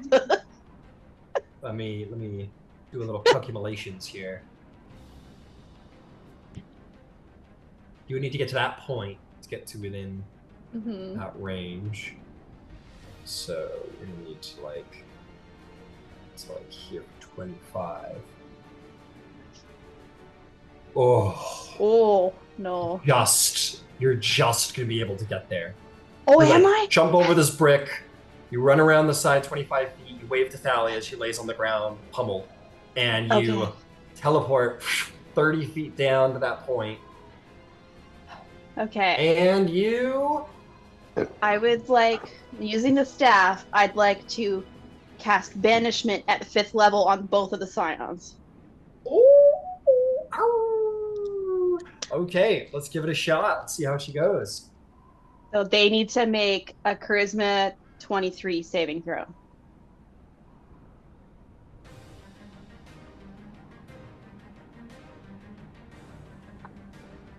The Scion of Wind succeeds. The Scion of Sand fails. On the Scion of Wind, can I try several bobsing it? Sure. Okay. Oh, cool. Good job. It will still succeed. Oh, man. Okay. It's okay. Folds in on itself. It's more than I got one. Yeah, one of them. Thank you. It's just protect me. Help me! Oh. Got Got one of them. Yep. Well done. Well done. Arriba. Sorry, you said that Ouroboros, and I can't stop saying it. What can she do? She said, I've got all kinds of cool stuff. There's just so much. She looks up at the big beastie up above. Oh, what are you gonna do? He sacrificed himself. I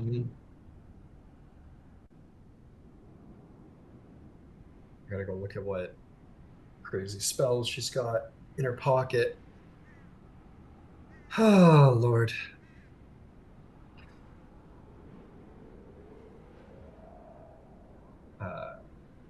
Kind of closed that by accident.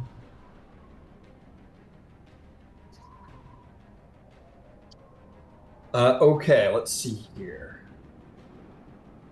Is there some way she can give you some breathing room with this thing? Anyway, we can get some. She's used her ninths. Can she cast banishments? That didn't work for you too well, did it? So she's probably not going to try that. I think she hasn't used her 8th.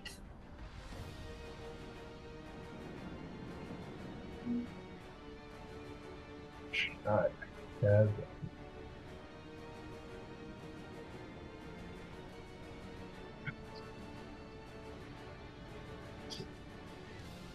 okay.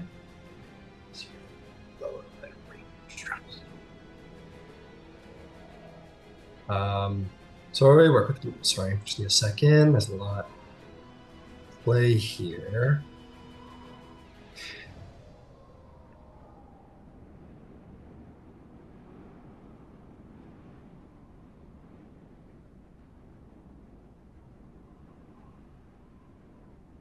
What the fuck are these things? Oh, do it, sure.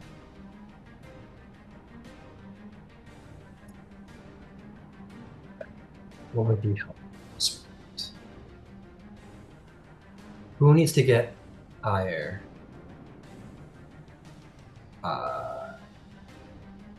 Maybe that's not so helpful as I thought it might be. Sorry, guys, working away here, trying to find the best infinitely powerful cleric spell. What would this one do? Nothing helpful. Ooh. How about Divine Word? I was looking at that. I think she's just worried about the Ooh, how about that? She can't reach it. She's worried about the charisma save because it's saved twice against the thing there. So she's trying to make something better.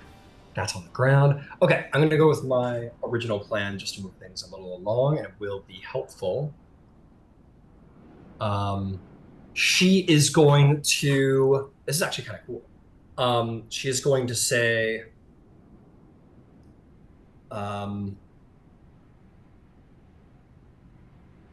In the name of the god who I've loved and the father of my son, I call forth the snakes of his scepter. And she is going to summon Celestial and call forth a koala. As you see this celestial serpent with long rainbow-like feathered wings emerge.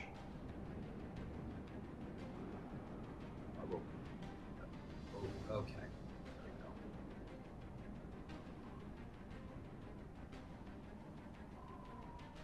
She's gonna summon one of those. And she's gonna summon it.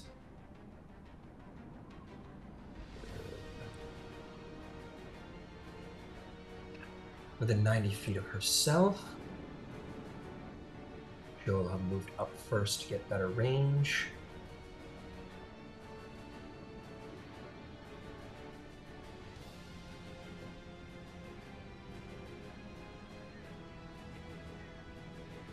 Yep, she'll summon the creature up here. And that will be her turn. The creature itself, however,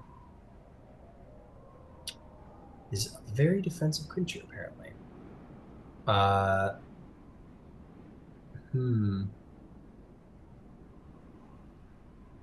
Okay, I take it back. She's going to summon it a little lower for what it's capable of. And it is going to start by casting... sorry, guys. Who needs a little help here? I think it's going to... she's going to summon it next to you, Thalia, and she's going to cast Sanctuary on you. And then it is going to use the dash action to fly straight up. Actually, it doesn't really need the dash action, does it? It's going to fly up to here, and it's going to try and take a bite out of it. My god, it's like Fox. Keeper secrets. Kinda. Okay, it is going to hit. It is going to do an exceptionally devastating 9 points of damage. And it is going to save on the secondary effects, but basically is trying to draw the attention of it. That is going, and the Scion of Sand is fucking in another dimension. We're gonna roll to see if it saves to get out. What's your DC? 23. It's 23. 23. But I think, does Isn't he it save or? I think it's just concentration. I think he's just gone Yeah. until I lose it. And if he's gone for Oh. more than a minute, he stays gone. Yeah. Hell yeah. So that's that. He's gone. Leonis is going to put his hand on the back of your... Yeah, your butt. He touches your butt, and he is going to cast Dimension Door. You're like, oh! And then he's gonna take you up the pyramid. And he is going to place you right at the top center of the pyramid. And as he does so, Ouroboros, your weapon, the Bolt of Zeus, all this power you've held in your hand, begins to sort of like elate around you and sort of become circular around you and sort of vanish from your hands and disintegrate into pure sort of like a lightning storm of like raw temporal power that surrounds the orb. 2 parts of the ritual have been complete. And as he does this, Thalia, and you're sort of laying on the ground, he is going to... he's actually going to just like basically like fall prone on top of you in the course of the combat and kind of like hug you and hold you. And he is going to just whisper into your ear and he's going to say, "See you again. I'll remember what you taught me. We'll fight him in the end together." You say anything back? She'll hug him back and she'll tell him that she loves him. I love you, man. And he just like holds you tightly as you guys are like in the orb and wait for the inevitable to come, and you relish these last couple seconds together, even in the heat of combat. That is going to bring us to the Cyclops, which again are going to start stomping up 60 feet, trying to get there. 60 feet, trying to get there and trying to do what they can to stop this situation. I think this one is going to do the same thing. That one's buried. Let's see if he gets out. What a surprise, he doesn't. That's all my Cyclopses. Delia is going to disengage. Oh no, she's not gonna. She's gonna She's going to disengage, but first she's going to action surge, and she's going to allow herself to take at least one shot at these guys because she hasn't this entire combat. And she is going to bonus action blinding smite, dropping the shield of faith. And she's going to take 2 glaive strikes. They both hit, which is so great for her. Love that for her. Blinding smite is going to do 3, 6, 9. We're at 11. That's going to be shoot. Let's roll again. 9 is going to be 13. Is going to be 15. Plus her bonus is 10 plus 8 is going to be 23 damage. On save, he fails. This one goes. He's blind. And does 23 damage to him. She smirks and will now go inside of the circle and ready to be taken away. Oh yeah, Festus had a minute here. He is going to make his way. He's only got like the 20 feet because he is limp and a little lame. So he's going to get to here, and he is going to bring his hammer up, and he is going to cast Flame Strike on the wind entity. We're just going to roll Dex save. And is going to succeed on that, but is still going to take half damage on Flame Strike for 46 and 46, and we'll take all of it. Oh, not all of it.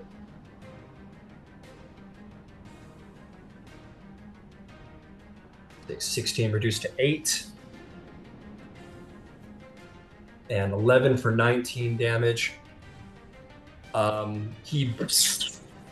The cylinder of fire immerses around the creature, and he's going to say, "Good luck in the future! Save us! Whatever." And as we come to the end of Hephaestus' turn, indeed the ritual is in full force, but someone else arrives on the battlefield finally. Oh. Atlas finally arrives, fully sprinting across the desert.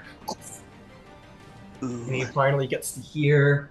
Atlas is going to come in on initiative at initiative 19.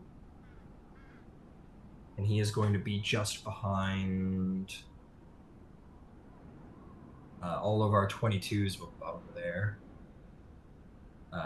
What'd you get, Ouroboros? You got a 22. And he's going to be Pyre. Okay, Thalia. Do you do anything? So what's there to be done? So can I spend a spell slot and regain sorcery points on my sash? Can you? No, Like, does your sash say that you can do that? No. No, then you can't. Sorry. Okay. Then I will.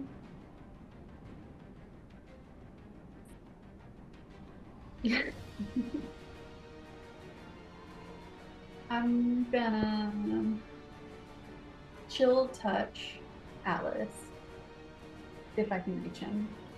You probably can't. If I distance with 240, can I? No, he's 400 feet away. God damn it. I wanted to flip him off with the spectral hand. Sorry. I will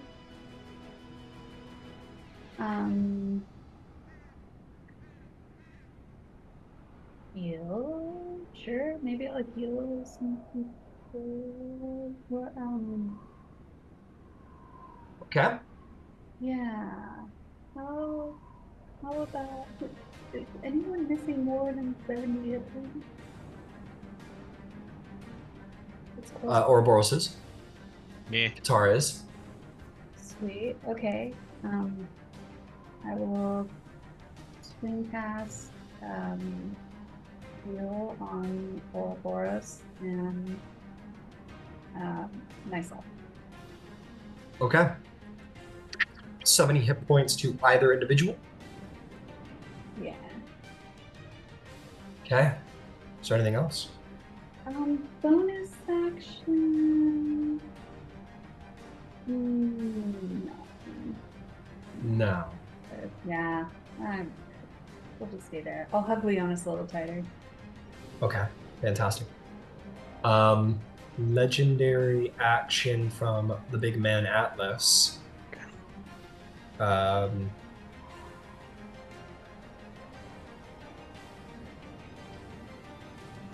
He's gonna start moving closer. Moving as fast as he can. That's gonna bring us to Gyasi. You stand in the sphere. There is but one implement left to complete the ritual. What do you do? I'm gonna thing in the bubble. I'm gonna move around to the side that the 100-handed one is coming up on. Okay, this one? Yep. Okay, so you can just easily move 15 feet right there.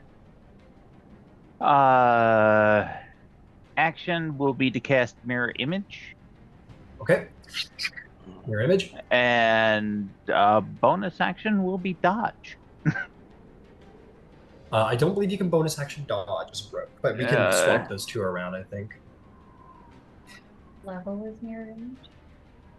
Oh, that's right. Mirror image is an action. Dodge, you can't. I'll quicken cast mirror image, and I'll action to dodge. Understood. All right, Navara is just going to point her dragon gullet straight up in the sky. Or actually, there's all those cyclopses coming in. She's going to. What? Sorry, I was.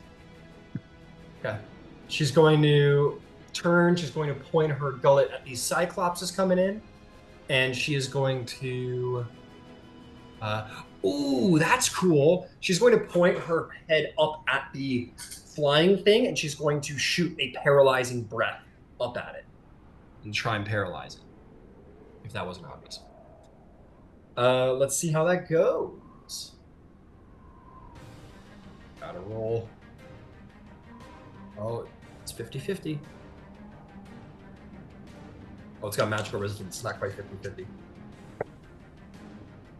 Rolled a 4 and a 2. It's paralyzed. Yeah, cool. So she just... There's this, like, lightning that comes out of her mouth, but it's more like sparks than actual, like, powerful, damaging energy, and it wraps around it, and it begins to sort of, as lightning sort of over its body, and the scion of wind is paralyzed until further notice. That will bring us to Alicia. Alicia, what are you going to do? You have friends outside the bubble, and you need to get in there. Okay, who's outside the bubble, who's not? You got Katara outside the bubble. I think she's the only time traveler who isn't, because Hephaestus and Priestess are staying behind. Silenos isn't in the bubble either, but he's the last piece of the puzzle. Yes, Katara. Oh. Or you're just saying you're out. Okay. Okay, quick thing. Is Navara, does she move at all closer to the bubble? She's in the bubble. She's in the bubble. Okay, then. Yeah, I'm gonna try and see. I look down, see Katara. I pick her up with my giant dragon claw, and I fly inside the thing. Do you want to grab Silenos on the way in too with your multi-attack? Would that be everybody inside? That would be everybody inside. Then would that be good, guys? That would complete the ritual. Go. Okay, then let's go. Okay, you beating your wings, you scoop down, like striking through stone, grabbing Katara in one hand, flying up and with the other hand grabbing onto Silenos, and you fly into the bubble.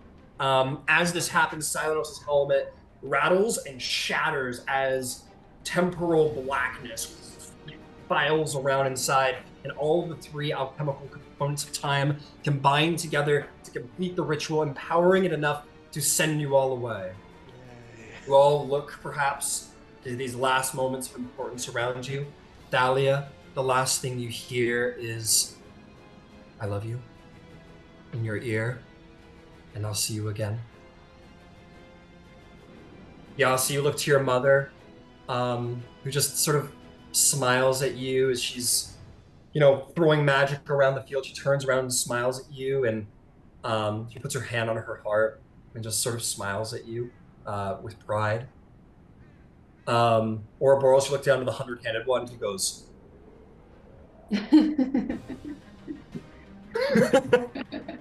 he doesn't do all that. Yeah. But you're all looking to the people you care about most. Never But forget Hephaestus, I'll never forget you, bro. Hephaestus looks up to Pyre and says, "Goodbye, son." And with that, as all of these things come falling upon you, the 100-handed ones, and Cyclops is reaching in at these last moments. You all find as his hands are coming towards you, they're sort of stop, begin to move back. Everyone begins to move down the side of the pyramid, moving away. Atlas, who's like right on top of you all of a sudden, he sort of moves back past the desert, and all of them begin to file away, moving under the sand. The sun begins to move through the sky once and then sort of sink into the sea. Blackness takes the land. The stars twinkle across the sky. You see the moon, the sun. The stars begin to sort of file around in the air. You feel a horrible dizziness overcome you. As time begins to change around you, you look below and the pyramid is gone. It sort of flies away into the distance as the world begins to spin around under you. Jungles, sea, mountains begin to file around under you until you see slowly coming towards you the walls of Troy, the great mountain that is Atlas, Kronos flying in the air, the massive amounts of lightning energy summoned to the battlefield, and you all find yourselves not even in your own control, moving into various positions and returning to Troy. You have made your way back through time. The future has been stopped. The past has become the present, and you have traveled through time. And you've all leveled up. But let's take our break while you do that and become level 20. Oh wait, question. Do we do the thing, or do we? Oh wait, hold on. Is it? I'm sorry, it's a dumb question. Do we? So no long rest, but we just go up to level 20 and we get the benefits and stuff. Correct. Okay, Yep, cool. just hit the level up button. You gain no other benefits other than the level up. Okay. I don't know, man. We just went through like 2,000 years of doing nothing. So Technically, you haven't gone through any time at all now. You're just back to where you started. In fact, we could Does level our you health- down, actually, if you want. oh, We'll all okay. stop talking now. Yeah. Oh, yeah, okay, that makes sense. Wait. Yeah, no, yeah. I was panicking so much when the those Sphinxes got charmed. I know you were. You were like, literally like this. I got Yeah. deals, okay. I was thinking like, oh, for God's sakes. Am Yeah, I I was the only literally- one that was chilling the whole time? Yes. Oh. Yeah, it's fine. It's fun. Yeah. Well, I knew I could dispel it, and then Thalia also said, so I was like, well, at least there's two things. Well, Mhm. I knew that either we weren't going to make it and all die, or we were going to make it and die in the past. So what do we got to lose? Yeah. Good. Yeah, I can't wait for level 20. Like there's some nice things, I guess. We'll do it. I'm doing it. I'm doing it right now. It, buddy? Oh yeah, I was like looking for Kronos and I forgot that you fucking castrated him. You want to know why those children of his were so fucked up looking?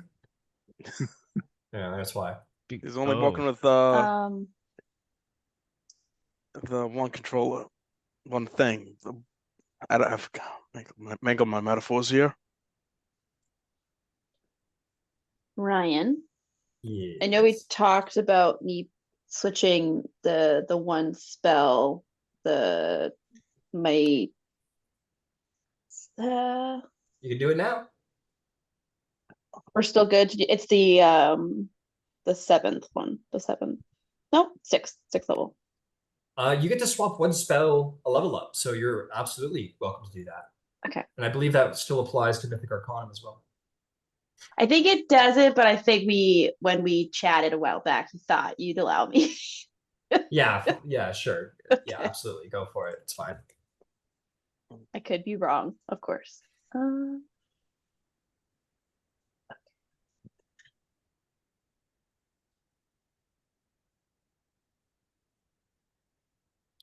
did it, guys. You escaped the future. So proud of all Can't of get you. back. Made it to Feels level like 20. back to the past. Yeah. Back to the past. I know we're usually supposed to level up at the end, but I couldn't resist. You guys deserved it. It's okay. Yeah, it is okay. It's fantastic. I'm glad you guys think so. Mm-hmm. Oh, I can't wait. Good. Some good news while we were all here. My other phone, I got my phones back, thankfully. Hey, good. Bad news is they haven't really the other stuff hasn't really transferred over to the new one fully yet. That is bad news. It's annoying. It's so goddamn annoying. I may have to go to AT&T store on Friday. Who knows? Hey, you got to be careful working with AT&T because they like to sell you shit. Oh, mm-hmm. I tried to close a fucking my second line for years, and they would always dangle a new device in front of me. I believe. Yeah, I just want to get rid of this line. I'm paying for it, and I don't really use it. It's like, oh, okay, yeah, we can definitely do that. Do you want to upgrade it to another thing? You don't have an Apple Watch, do you? No? Oh, they're great. Oh man. Mm-hmm. If I were you, I would get it, but. Mm-hmm. My girlfriend has it. Everyone talks about it. All their friends are gonna have it. You're the only one that won't have it. Like, yeah, come on, pal. Bullshit. But oh my god, yes, I can't wait. What a thing do you get at level 20? Do you go all looking forward to?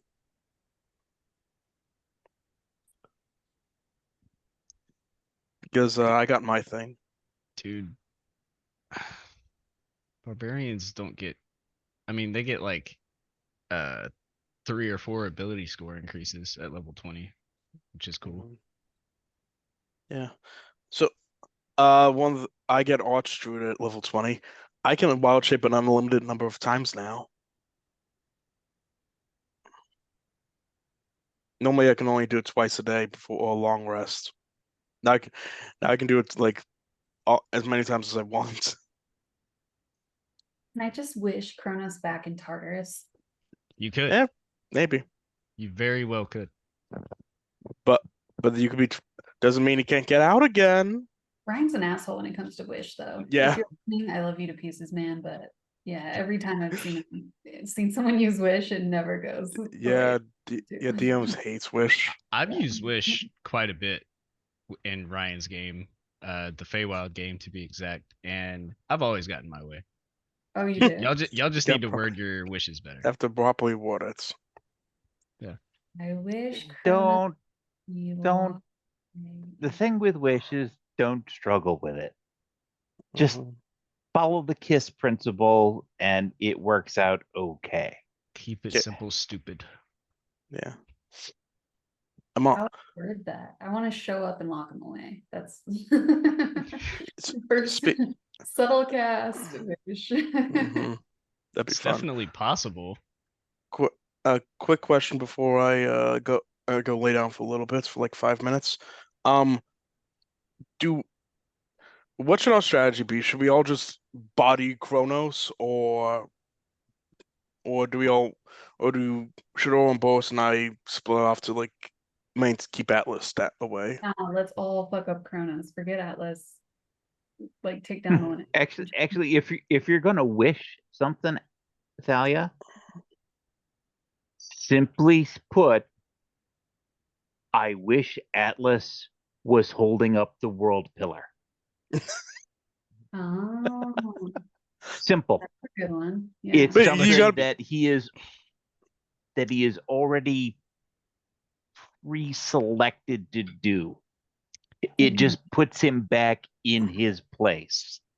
Yeah. Yeah, but Just what leave it in if mind? you can't keep it too simple, because if you just say that, then Ryan can just teleport you either back in time or forward to some time when Atlas is actually holding the pillar.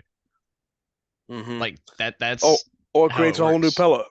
You gotta be specific. Like you can be No. simple in certain things.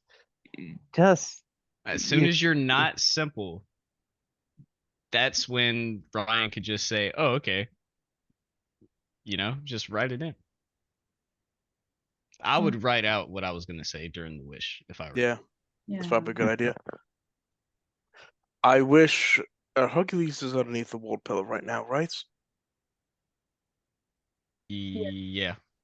I wish Atlas right now Atlas would teleport and replace Hercules underneath the world pillar. But what keeps Atlas from leaving, like, the world pillar? What kept him there before? Yeah, that's my question. Well, what kept him there before again? Someone he has was to hold holding it. Yeah. There wasn't another option. I don't know. So if the world pillar falls, that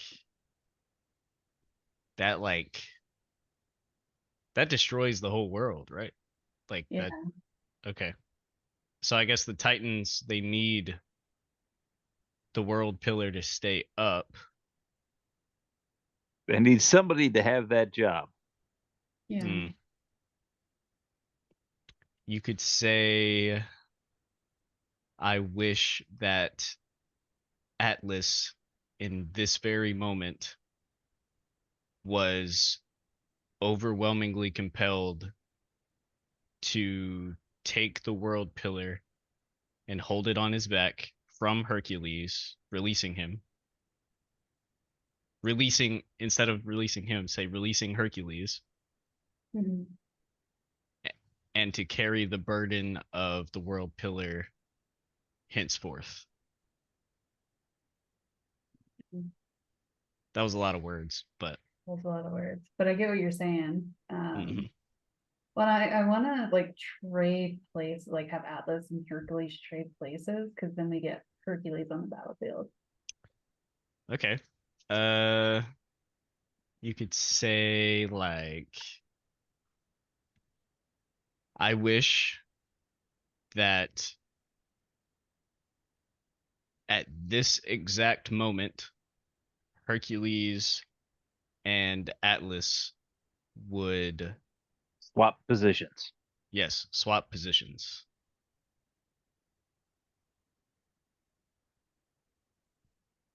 I'm trying to think of any fault in that. I can't think of one. And it'd be worthwhile to gesture that Atlas. Yeah. Oh yeah, it could just be a random dude named Atlas. That Atlas. Yeah, you see? The Titan Atlas. Oh, and I've got enough sorcery points that I can get another 9th level spell slot back. So I think you can only get up to 5th spec though, Thalia. With my godly feat. Oh, And Special stuff. That's special. yeah, it's special. So I got to spend 13 sorcery points for it, but oh, never mind. It only goes up to 8th level. I can't get a 9th level back. Damn, cuz. Yeah. But that I wish there was a level up button in D&D, but there isn't. Really. I wish that at this exact moment, Hercules and that pointing specific Atlas with swap positions. What if you point to his clothes or his toga or his eye? Toga. Oh no, he's back.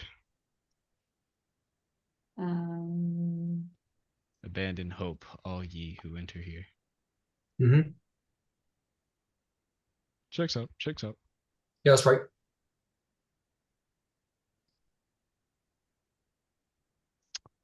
Holy shit.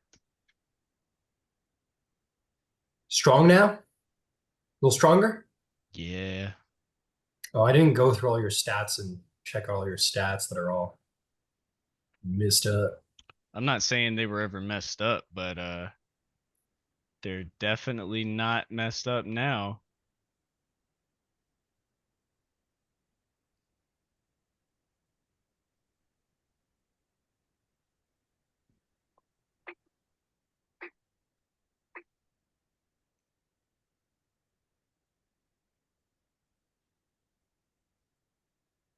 I just picked up Wish and I'm trying to figure out the best way to fuck you over, Ryan. Give it a try, see what happens. I know. You're not very nice when it comes to Wish, so. No, you gotta be. You either gotta have little asks or you gotta have good wording. Precise wording, even. Is this your first level 20 or no? Me? No. Yeah. I got level 20 on Tomb of Annihilation. First time. Yeah, I was telling Soraya that because she was like, Wish never works in any of the games that I play with him. And I'm like, oh really? All my wishes work in his games. I think it's a favoritism thing. Favorite, yeah. I didn't say that. We back in yet? No, not quite. Okay. 5 minutes? 5 minutes. See you in 5 minutes, guys. Oh, Will do. okay.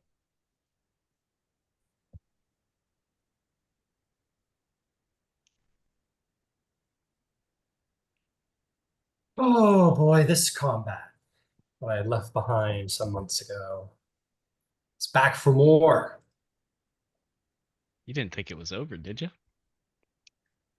We're back.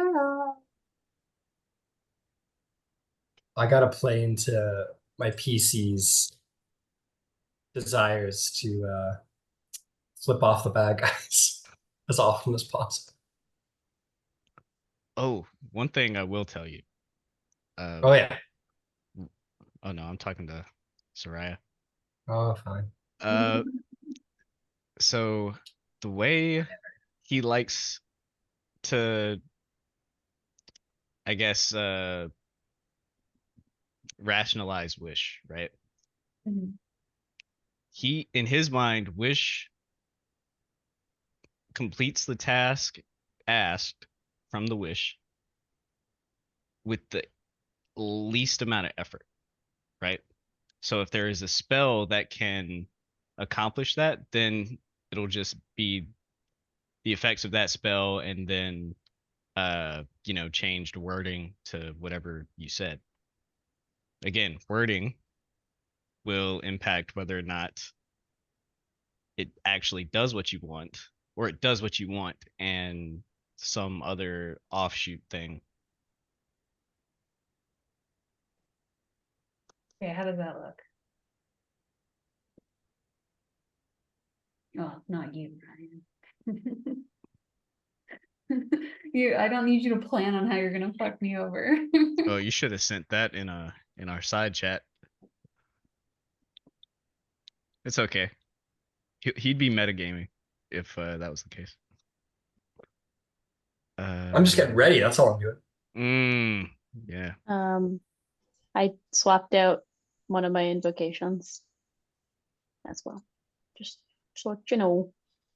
That could work. But I would dissect it. I mean, I'm dissecting it right now. I don't really see a whole lot of scrupulation.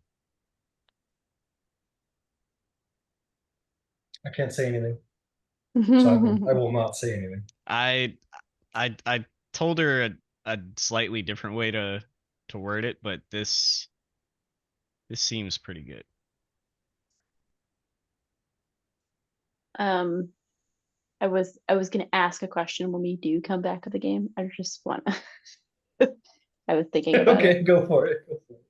Can I, when like we saw the world going backwards, can I have just dropped concentration? I don't want to bring the Scion with me. I would just want to leave him. Because he's on a demi-plane. Sure. I don't think I think he would be immune to taunt.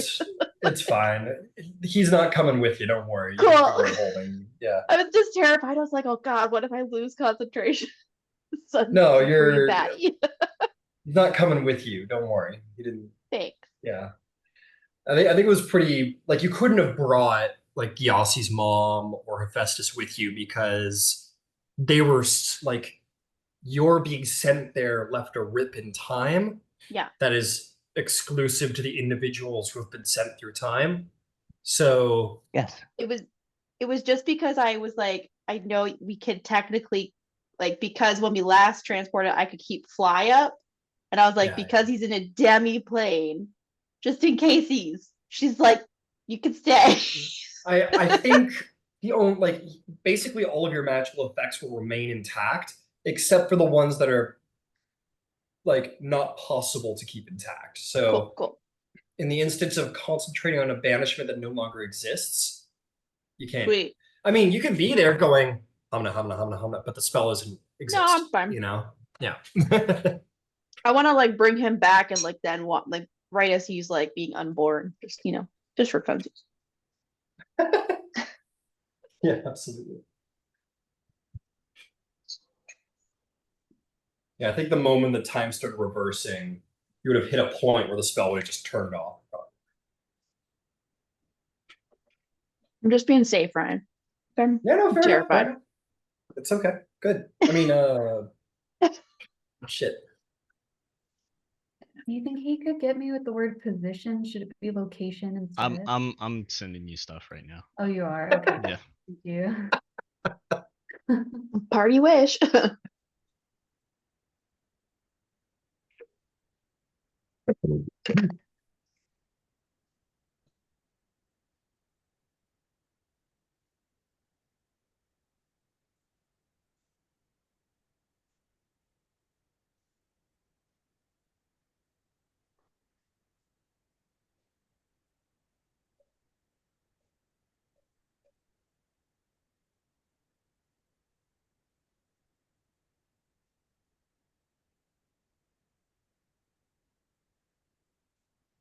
Oh shit. Yeah, and then you hit me with that guitar. God damn it. Yeah, you're not wrong.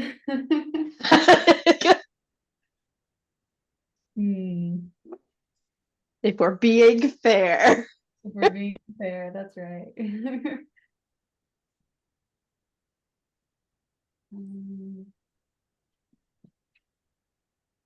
So how do I specify like honestly, like your wish can be not as long as you want it, but as much dialogue as you can say in a 6-second span. You know what I mean? Mm-hmm. So if you have like a page full of, effects that you want to happen, like specificities, like all the way down, as long as you can say that within the time constraints, because that's another thing Ryan does. Because your wish has to be like, because you're saying it in the span of a turn, right? It does have to be 6 seconds. That is fair. I've heard of campaigns where people like have wrote like a 5-page wish. Yeah, lawyers by and trade. It's like, I'm like, no, it's an action. Like, no.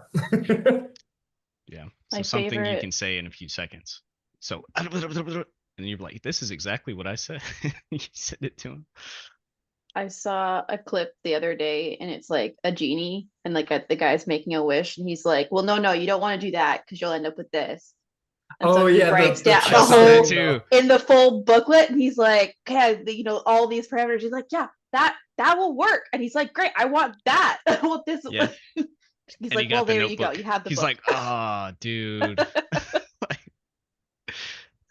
That was actually Right. very smart because his Oh, first great. wish was, okay, my first wish is that you tell me if there are any repercussions negatively to whatever I decide to wish. And I'll ask you these questions and you tell me. He's like, fair wish. And then he fucked it all up in the end. So It's the same thing of like Speak with Dead in Mm. Dungeons and Dragons movie. Yeah. Yeah. Perfect. Do I have like if I say Hercules and I mean the demigod Hercules that's holding up the world pillar, like, do I have to specify that specific Hercules, or are you gonna let me like know? You know what I mean when I say Hercules. I would So specify. so I will tell you what I've told lots of other players when it comes to being careful about wish. The more complex the spell, the more wish is going to try and pick apart your words. So if you said like, I want Hercules to have all the power in the world, then the spell's going to be like, okay, like, how can we use the word Hercules to like fuck with you? You know what I mean? So like if you wanted to be careful, like you can find a way to specify it. Yeah, like you say, like the god Hercules. I don't know, but again, like it depends on the ask. Is how intensely I'm gonna pick apart what you say, right? So if you ask for all the gods to die, then there's gonna be something about that. But if you're like, I want 5 tomatoes, then it's gonna be like, okay, here's 5, you know. I don't think like, so I think the implications of swapping Atlas and Hercules is like pretty like dramatic, but the action of swapping them isn't that big. Well, also think of it in terms of magical power, right? So like let's say you were going to try and like supplement this spell, right? Like let's say you were trying to make this, like what would be a similar spell to what you're trying to do here? This is kind of like casting teleport twice, right? And that's kind of the power level you're asking for in this moment. So you can figure to yourself like how big a ask is that and how scrupulous is the wish going to be. So that's, you know, that's a good way to think. I don't know. To me, it doesn't seem like that big of an ask, but I just feel like it's going to come back and bite You me. also said there's also only one Hercules holding up the world pillar. There aren't a lot of world pillars around, right? So I don't want to give anything away, but you know, that's what I would say. I'll end it there. He could make 2 world pillars come down. There is only one world pillar, my friend, unless someone made a science project that was like, this is my world pillar diorama for school. And it falls on Atlas's head. That would suck. Yeah, he's just like inside a diorama. No. Okay. Let's bring it back. Because I know what you're getting ready to do, Thalia, we're gonna start this off narrative, and then we'll see if we need to re-enter into a sort of initiative as we go. So as you guys rewind through time, things aren't going to be perfectly specific. Time is a very strange thing. For example, you're not going to be in your original positions. You guys are going to be hero posing as you arrive on top of this thing here. Gotta have you at the back. It's hard, like all spooky. Or else you're like on top. You're like on top of this. Thalia, you're beating your wings all majestically. Gyasi, you're swift and ready to move. Alicia, you're sort of perched on a lower pillar in your draconic form. Silenos is like on the rail with his bow out, and Qatar, you're like mysteriously at the back of the group, and you all appear here, strangely well posed. Someone's gonna paint this who's watching from down below.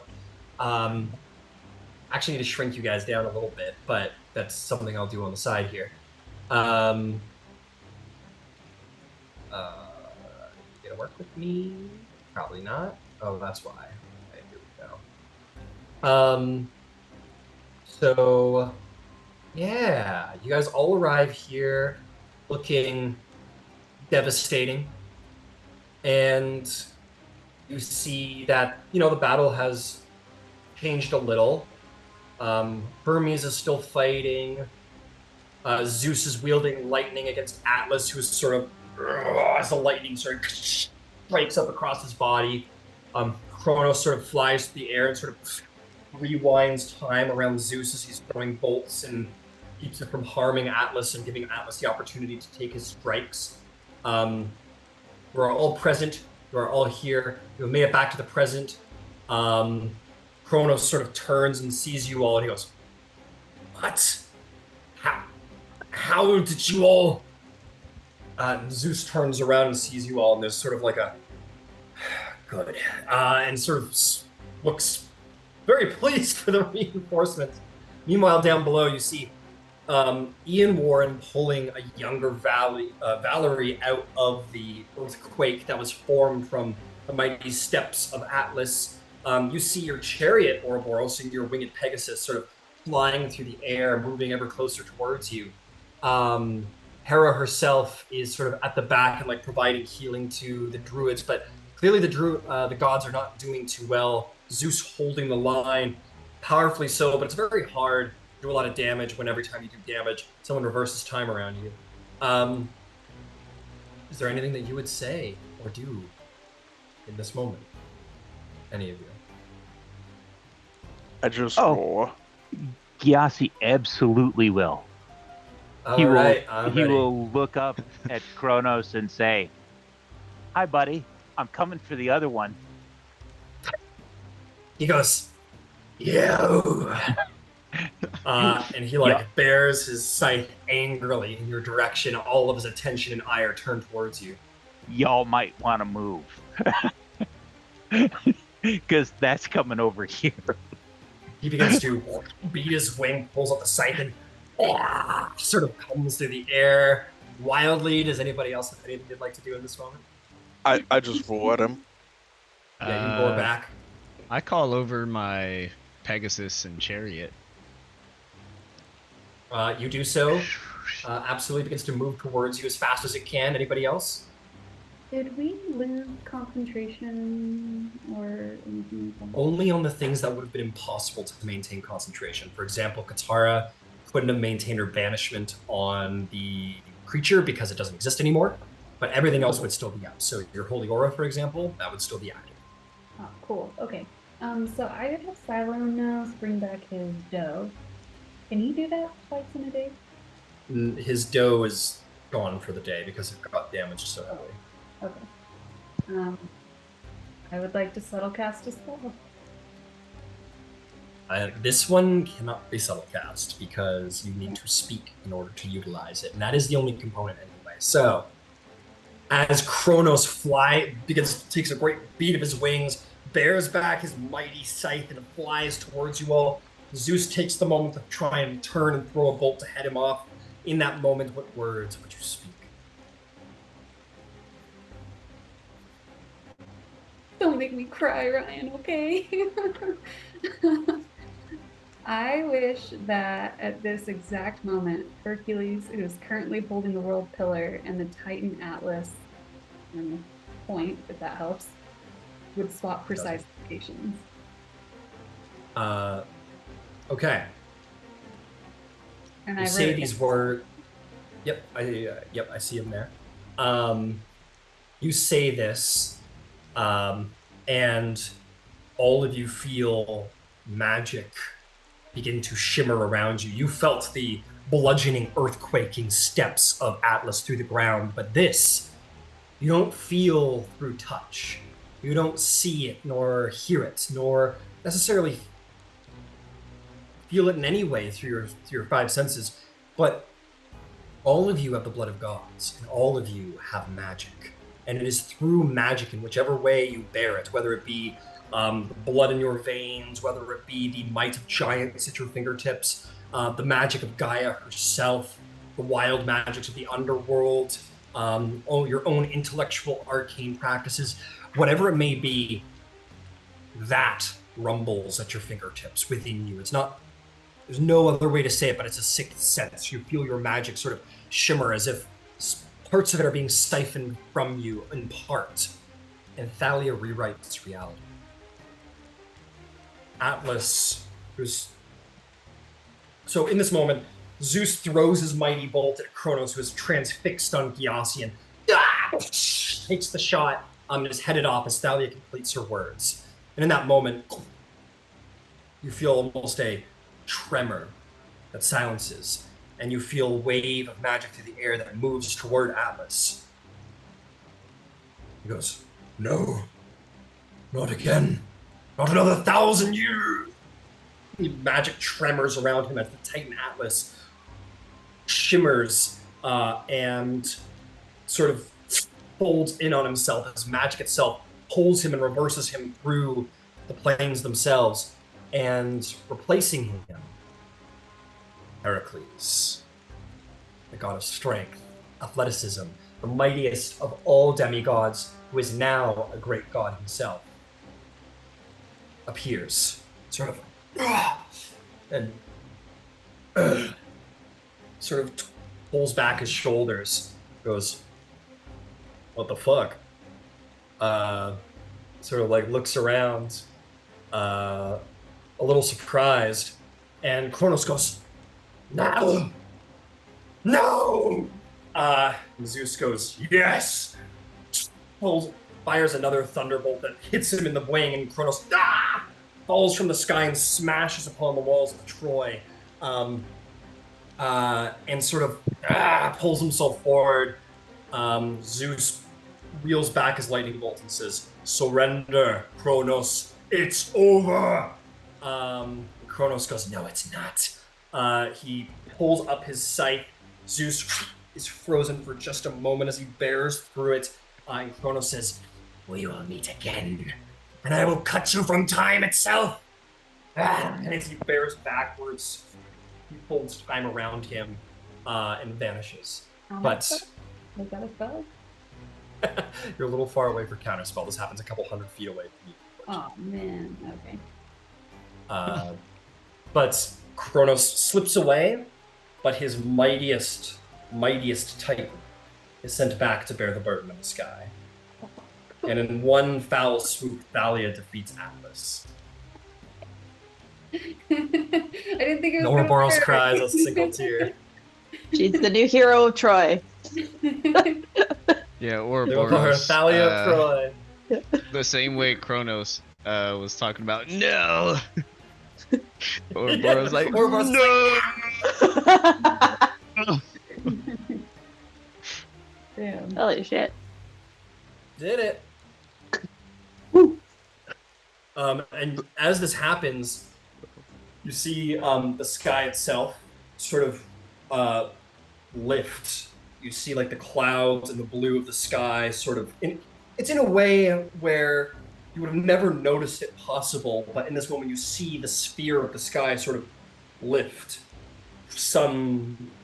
perhaps some distance up further into the sky and sort of right itself, and in a way where like maybe you walk into a room and there's just something that's not off. It's like where it's like something around here isn't quite right. You don't know what it is. Maybe somebody just moved something ever so slightly, and you just know in the back of your brain something isn't right. You realize you've been having this all this moment, and you have this almost like this a little bit of a it feels a little what's the word? Never mind. It just gives you this sense of like relief as another part of the divine order of the world is put back into place. The sky rights itself is in its proper position once more. And the battle of Troy is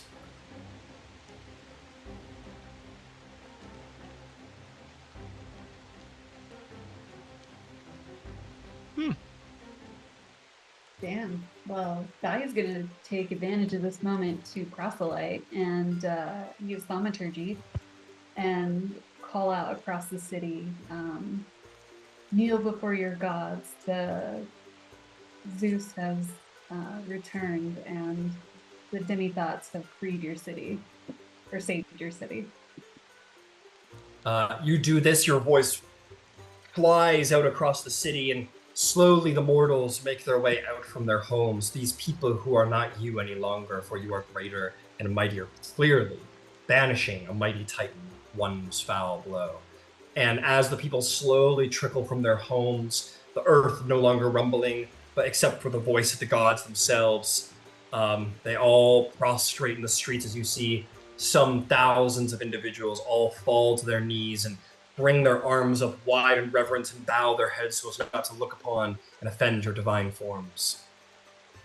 You have saved Troy, the city that was destroyed. And the alliance with the Druids will hold strong, as you recall. That was the whole point of being here in Troy.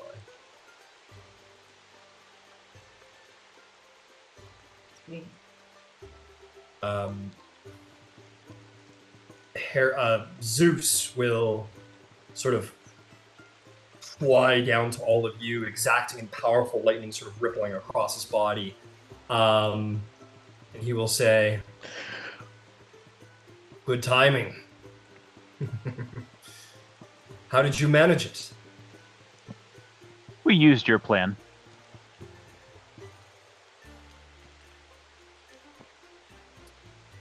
Sounds like I made a very good plan at some point.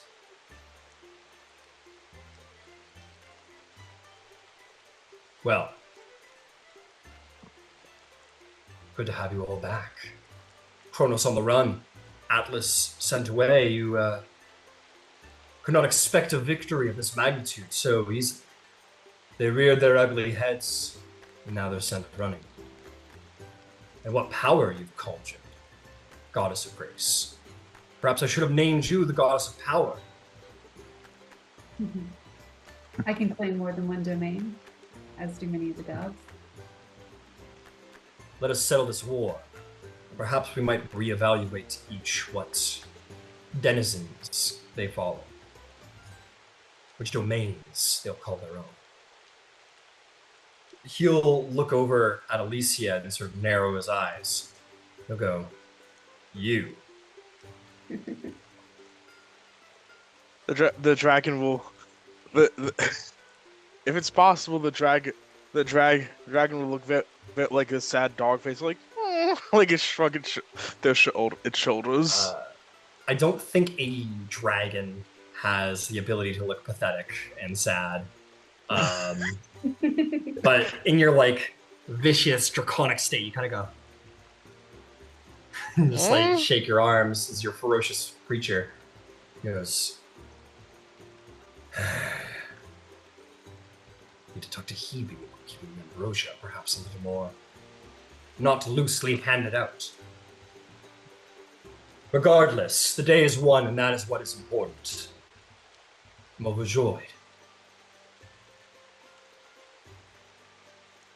And he will look down and he will sort of descend to seek out Hera, who will be sort of off to the side, and he'll like put a hand on her shoulder, to like sort of like familiarly like see if she's okay, and she bats him away, and he kind of like he goes, "Woman, please," and they just start arguing off to the side, and that's their relationship. And you'll notice red-haired, youthful in the face, not nearly as grand and power-looking, but nonetheless alive and well, if battle-worn, Valerie and Ian-worn return again, and settle into the side. Yeah. They are gonna see a dragon like leap down next to them, shapeshift back into the Alicia they know, and they're both gonna get the biggest hug in the world. All right, you fly down. Ian-born says, "Well, that turned out better than I thought it was going to turn out." And you get a big hug, and Valerie gets the hug as well. And she goes, "She'll hug you back." I don't think she understands the gravity of what's behind the hug, but she'll celebrate the victory as well. She goes, that was a big one. I think she's like Elise is just hugging them, just kind of quiet. She's like, you guys would see like Valerie look at you more, and everyone's like, and they just like, she's like, there, Alicia. Yep, don't worry, we're all right. Everything turned out good. Yeah. Is there anything anyone else would wish to do? If anything? Storm up over top. Reminder.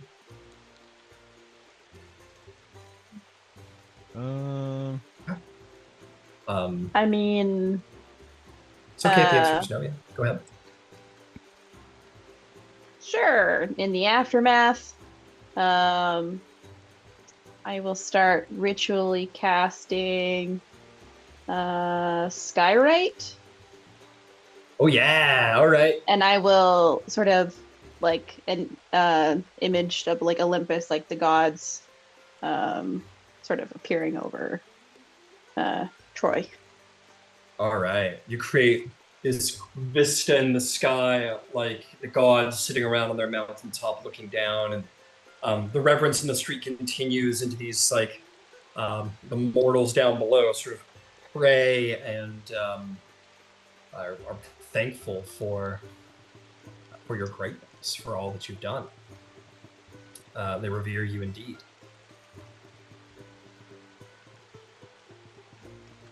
Ouroboros maybe take some victory laps on his chariot, Pegasus. Yeah, I think he'll be flying around Troy, waving to the citizens in triumph. Kind of like in the Hunger Games when they're in the chariots, just like waving. Yeah. At a certain... Oh, go ahead. Sorry, Thalia. No, I'll also go down to Valerie and give her a big smile and an even bigger hug, and tell her we've got much to fill you in on. A lot happened while we were gone, and I must say, you look pretty good for being 2,000 years old. What? What does that mean? And I saw Leonis. You saw Leonis? Yeah. So you guys went... What? You're... Kronos Are you saying you went 2,000 years in the future and he was alive there? Yeah. He got sent to the future as well, and we converged on the same timeline, and albeit it was the younger version of him, but he knew you, and he was doing well. It was great to see. I'm just such a dick. Why did you get to go to the future and I didn't? Oh, you did. It was just took the long route. Yeah. Oh, gods. She doesn't say it. She goes, oh, Gaia. And she turns around to Eamor like with a look of disgust on her face. I give her a big hug. You're very pretty. She goes, oh, okay, thank you. You can stop touching me now. Okay, thank you. Okay. She's like, you've been holding like this hug for 120 seconds. She's like, okay, that's enough. Okay, God, Jesus. In fact, you're the reason why we were able to make it back. If it wasn't for your help, we would probably still be trapped in the future, and it was a bleak one with that. Huh. Wow. Wow. I'm pretty great, I guess. I expect there will be some ass kissing for all of you coming up pretty soon for all the work I did. Mm-hmm. I'll kiss your ass any day.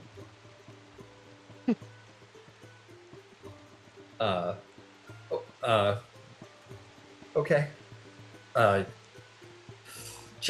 She's like red, like scarlet red. I think Ian Warren just sort of laughs. He has a big hearty laugh, and I think he slaps Gyasi on the back, and just kind of like has a big chuckle about the whole situation. And we'll pull away from that. Ouroboros, as you're riding around your victory lap, you're like, hell yeah, look at me. You like see like Hercules down. He like waves to you.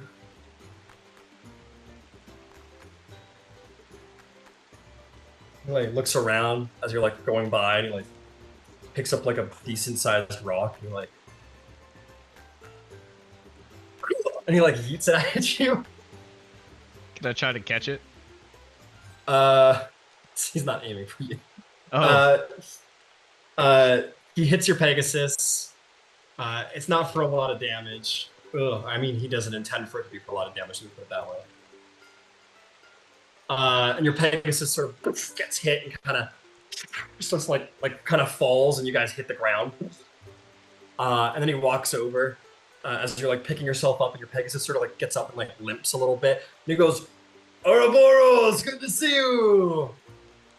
Hercules, what the fuck? And he like comes over and like bro hugs you, and he's like, "Oh, nice to not be holding the world pillar anymore." Yeah, how your shoulders feel? They still sore or what? You think I got a good pump, huh? What do you think? Yeah, you look great, bro. Yeah? Hell yeah. Oh. Yeah, and he like slaps you on the shoulder, and like it kind of hurt, which is not as much as it used to. It used to be like, ah. Maybe once or twice you're like, oh, like when you walked away, but now it's like, it's still pretty hard, but you're good. You're good.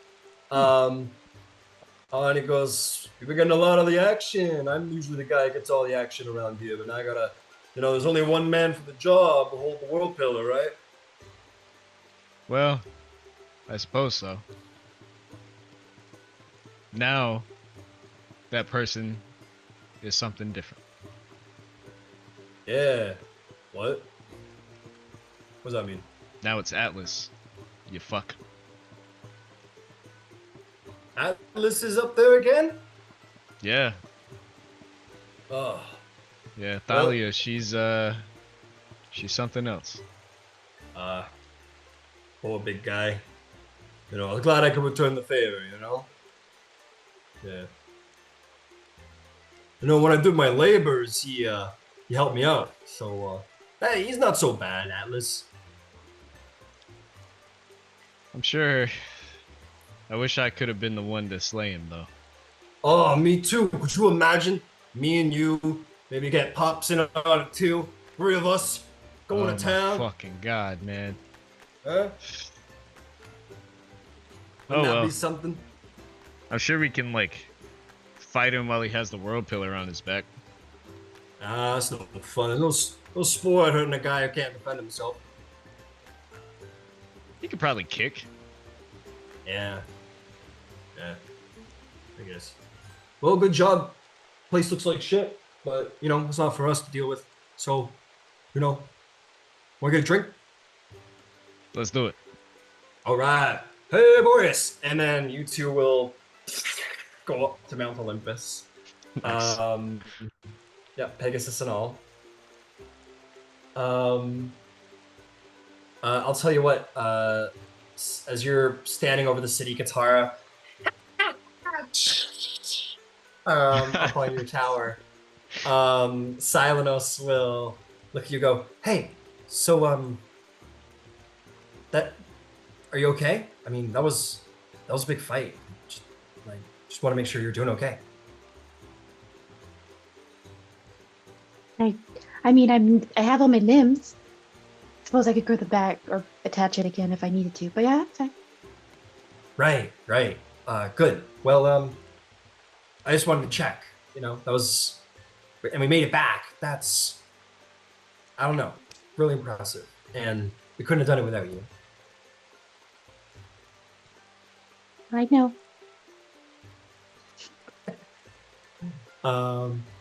Cool. Do you want to help me? Yeah, whatever you need.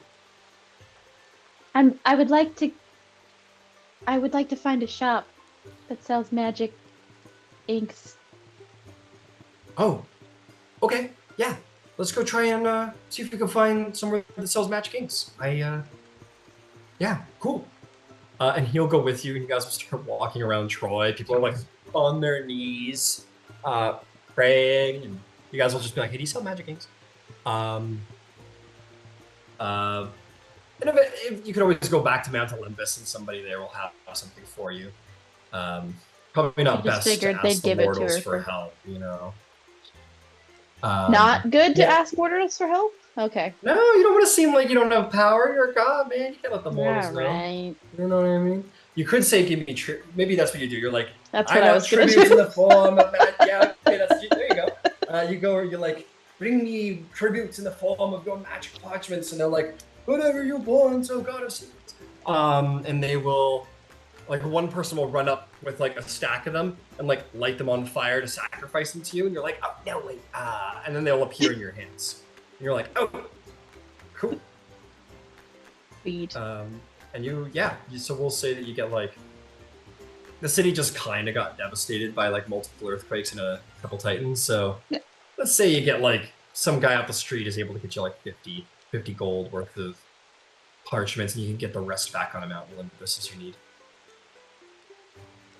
Cool. I mean, I'll take it. She's got two scrolls she wants to do. Absolutely. And we'll say that you and Silenos make your way back to Olympus. Is there anything else the rest of you would like to do here in Troy? Two things. Alicia looks around. Should we help them at all about, the city being demolished, or? Hermes will arrive in that moment. He goes, no, like, it's for mortals to take care of themselves. Yeah. Like, okay. I kind of like look at you and one like, so nothing. So I saw how we do it, but it's not our world, also. So yeah, leave it to the expert, I suppose. Yeah. What would you even do to help? I mean, I can turn into a mammoth and like clear rubble, I guess. All right, so while you're doing manual labor, I'm going to be on Mount Olympus having some morning. Valor goes, yeah, me too. He kind of like, just like steps closer to Thalia a little bit. Yeah. Yeah. We should all talk more up at Mount Olympus. Yeah. You two enjoy yourselves. In one. Yep, those two vanish. Ian Warren says, I must admit, I only know that there's so much we can do. I mean, I don't know anything about building houses. Do you, Alicia? Not really. Right. Hermes goes, it's the purview of the gods to, support the cosmos and the domains, and it's to the mortals to build their own fucking houses. I mean, we took care of 2 titans for them. What more do they want? I suppose. Okay. Plus, we got Kronos to go after, and see what else is going. Oh shit, right. Yeah, and he just like flies off, and manages to get past the borders of Troy this time. Oh yeah. In one, can we head back to Olympus? The things I'd like to talk to you about. Of course. And I look down at myself, to my feet and my hands. I've changed since I've been gone. Well, then, yeah, let's have a little. Sure, we'll head back to the mountain and have a little chat if that's what you want to do. Was there anything else that you needed there, Gyasi, or you wanted to come with us? Oh, I don't build houses. Well, I am.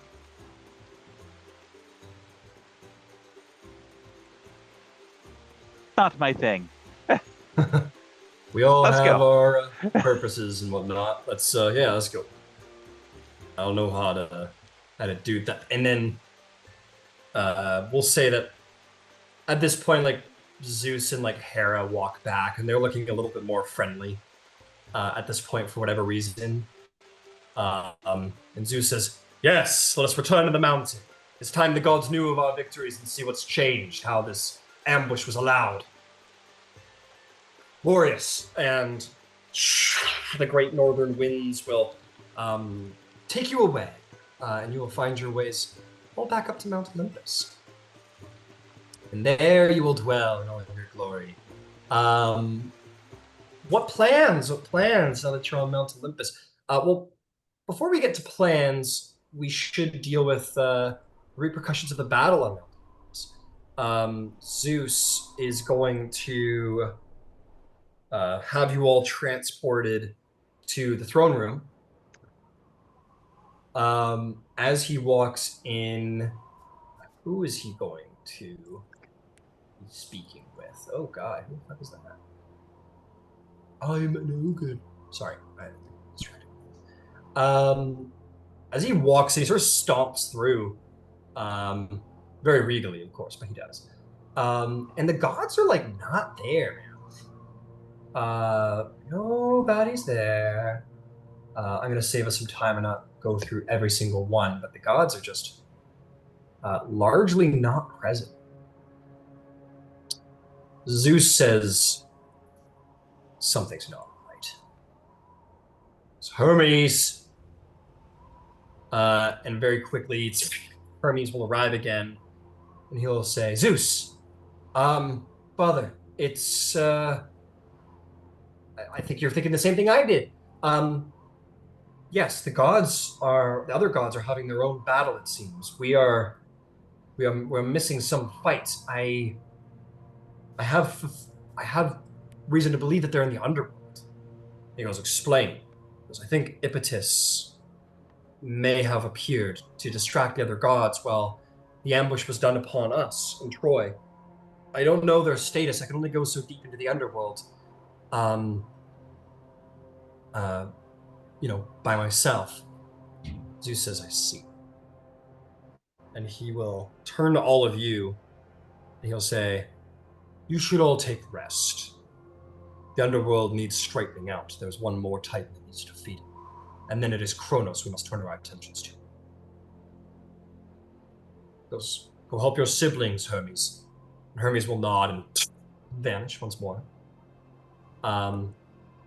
Zeus will take a sort of tired seat at his throne, sort of look to all of you and say, "I get the sense that you have all fought long and hard, and I would like to be regaled of your story myself, not through second sources, but through you. Who would tell the tale?" And to be clear, you don't need to tell several sessions worth of story if you do not wish to. But if someone would like to take the lead, I would like a performance check. Okay. Thalia, what do you say? You're muted, Thalia. You're muted. Sorry, yeah, sorry. I was gonna do it, but it sounds like Alicia wants to. But... Yeah. I feel like he had his eye on me and I have to explain myself a little bit. Sure, yeah. Make me a performance check to see how your retelling of the story goes. Okay. I use luck.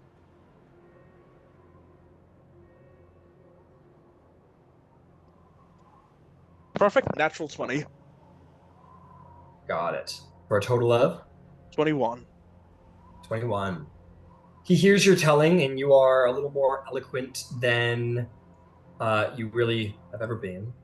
And managed to pull off a tale that is similar to what skill of some of your more charismatic members might be. Zeus listens. Hera sits close and listens as well. And he's very stern, very hard to read. Eventually he'll say, "It's unfortunate that ambrosia keeps slipping away to people I would not give it to. I'm curious, Elysia of the Druids. What exactly is it that you expect?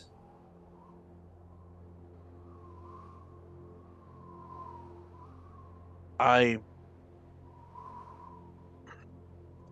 hope was to come back here and to do whatever it took to defeat the Titans and Kronos. Make a persuasion check, if that is the truth. That is the truth. My last luck of the day.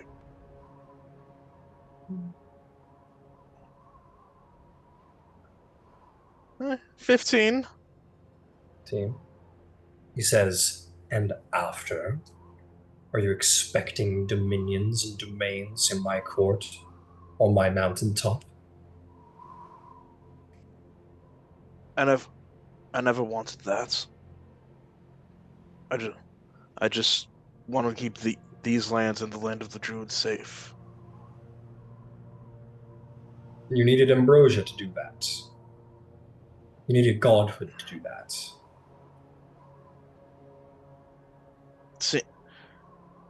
Seeing the future we faced, and seeing what happened not just to this land, but to my own home, I decided that I would do whatever it took to protect the people I love. Who gave you the ambrosia? Who made a god of you? Zeus, you must understand, we couldn't have done it without Elysia, and without her godhood.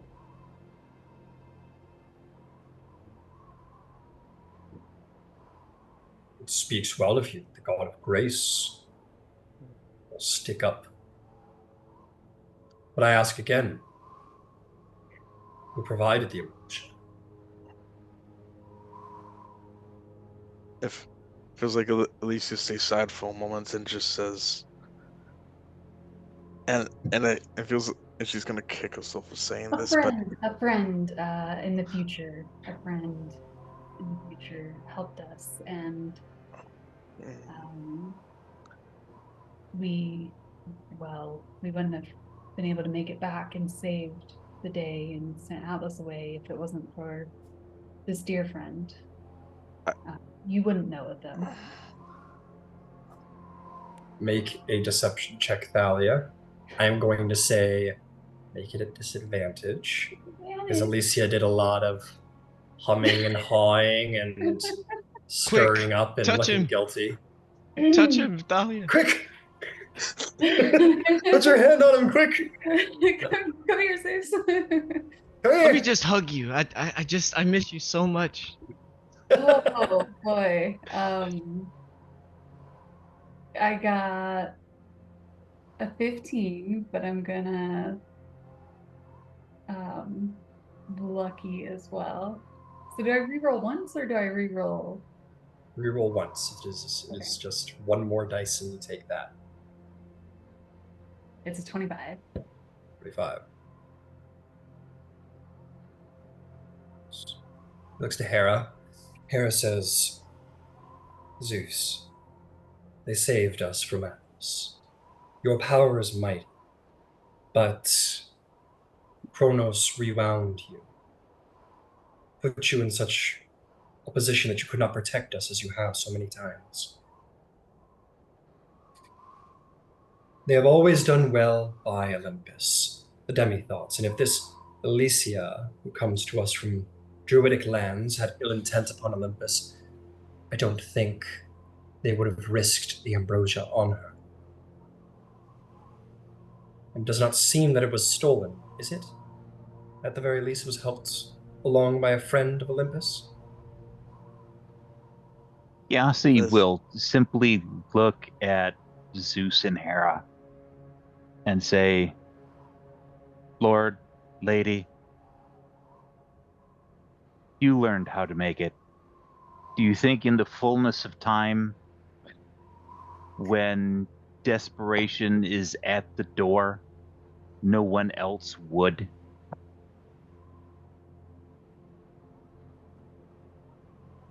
He'll nod his head. He says, There is wisdom in your words.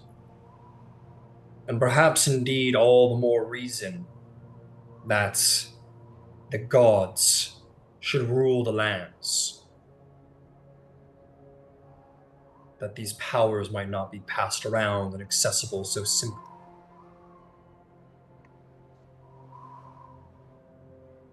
It wasn't simple. It took somebody 2,000 years and their life to make it thus.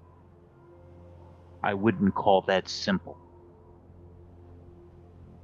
In direct defiance to a world controlled by Kronos and his minions, by children of yours bent to Kronos's will. Despite all of that, they managed to get it done. A mortal. Everything has its time and place. You need to see the destruction for yourself. I can grant that vision. I have heard well the crimes upon the cosmos themselves from your stories.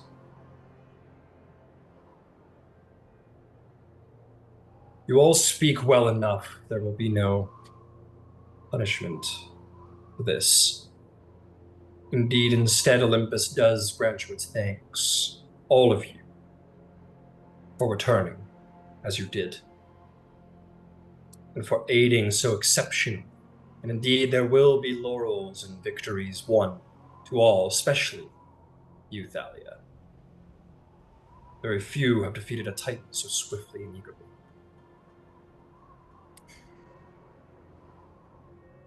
Go now and take rest, and take victory. Drink, have your fill. Sounds as well you deserve it. You have returned to us now. The future is not so stuck. I shall speak with the fates on these matters. As much to be deciphered. But if Hippotas could be brought to heel, it is only Kronos who stands between us and total victory. And that battle is coming soon, so prepare yourselves, my children. Prepare yourselves. And thank you.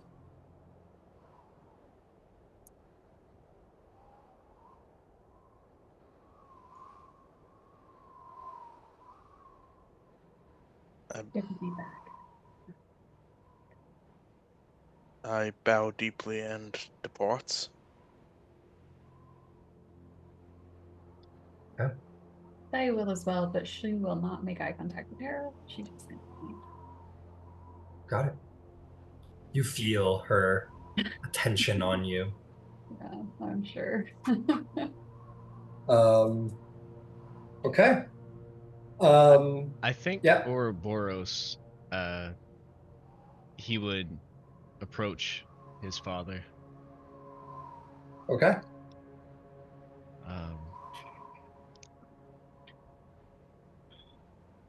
Father.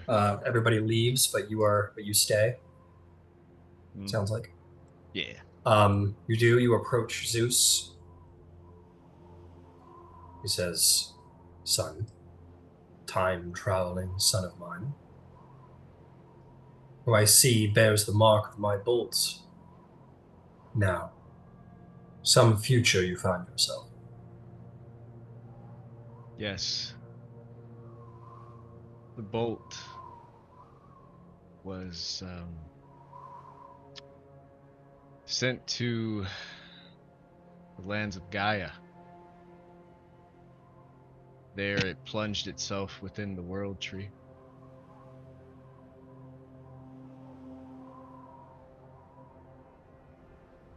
So I heard from the tale that was spun.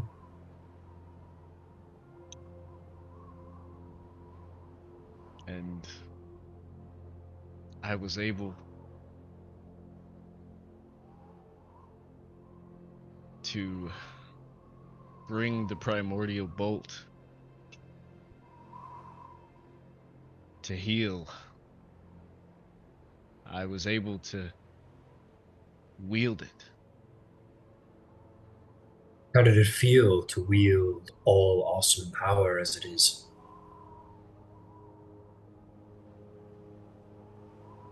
Intoxicated. Yes. My wife will tell you that I was not always as I am. Power can be quite consuming. It is difficult, Ouroboros, to be forged in war and then have to sit upon the throne of peace. It's a trying thing. When given a weapon of such power,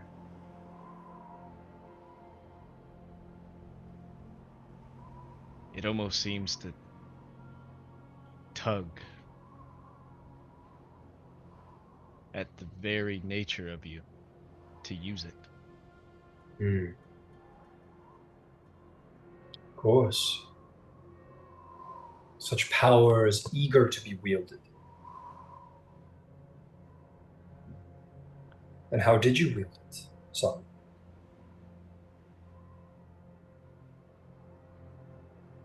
You walked with the God of Grace. I wonder if you did so.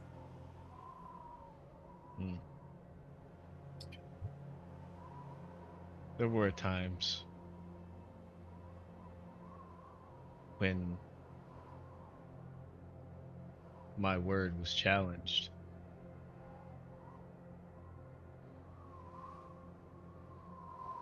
That I felt the need, the necessity to show them the power so they would listen.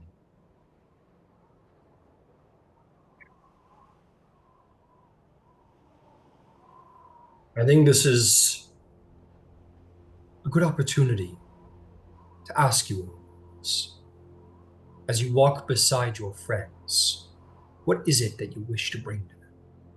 What powers would you wield over or for them? You walk with Thalia, the goddess of grace. And it seems as though that her influence does indeed bring grace to those around them. Tara, with her knowledge of secrets, helps you understand that which is lost. What is it that you, son, bring to them? Or bring for them, or wield over them? That is what you ought to be the god of, and what you ought to think about. I hold counsel with 4 entities that help me rule my throne. They were granted to me in the Titanomachy.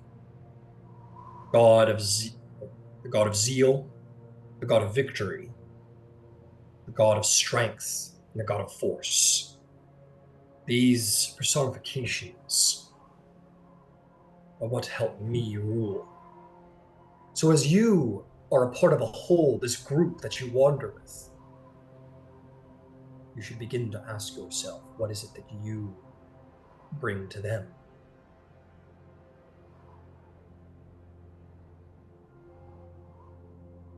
I will, Father. Good. I would see you wield a domain worthy of the son of Zeus. That pleases me, Father. As you do, Ouroboros. He'll walk down those mighty steps. Each footstep, spark of lightning across the marble floors, and his hand will touch your shoulder, and almost like a phantom limb, you feel the lightning at his fingertips, the bolt so very close. And he will say, "You've done well in this future. You have slain enemies we do not yet have. I'm very proud of you, son."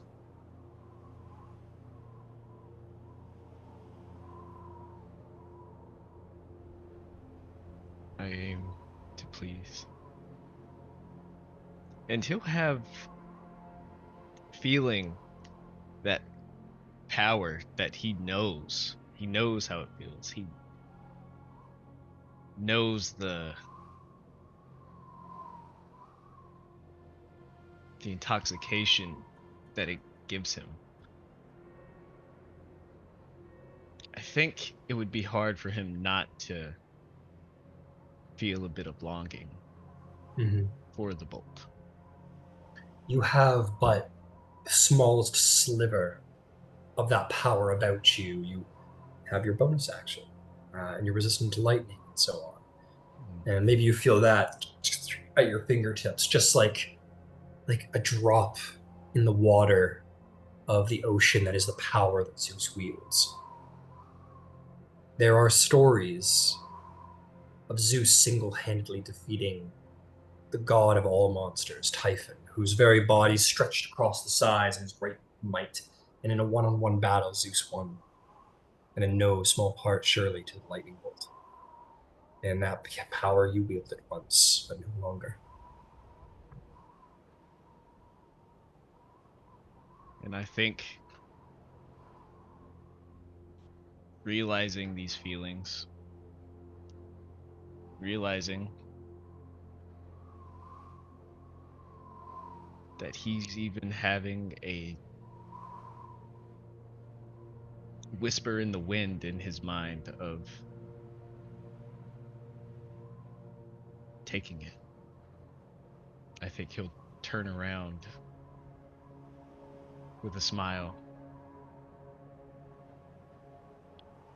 and he'll say, "I love you, Father." And he'll walk out. As you say that back to him, he doesn't say it back, but sort of looks at you in a way that kind of maybe sends a shiver down your spine. This is a very tumultuous family that he has assembled here on this mountain, and he has faced betrayal before. And perhaps you fear that he sees it, that seed in you still, as you exit.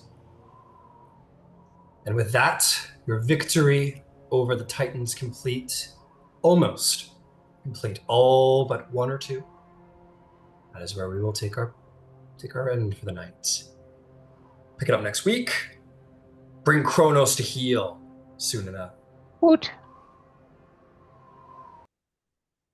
Oh yeah. Damn, guys, you did it.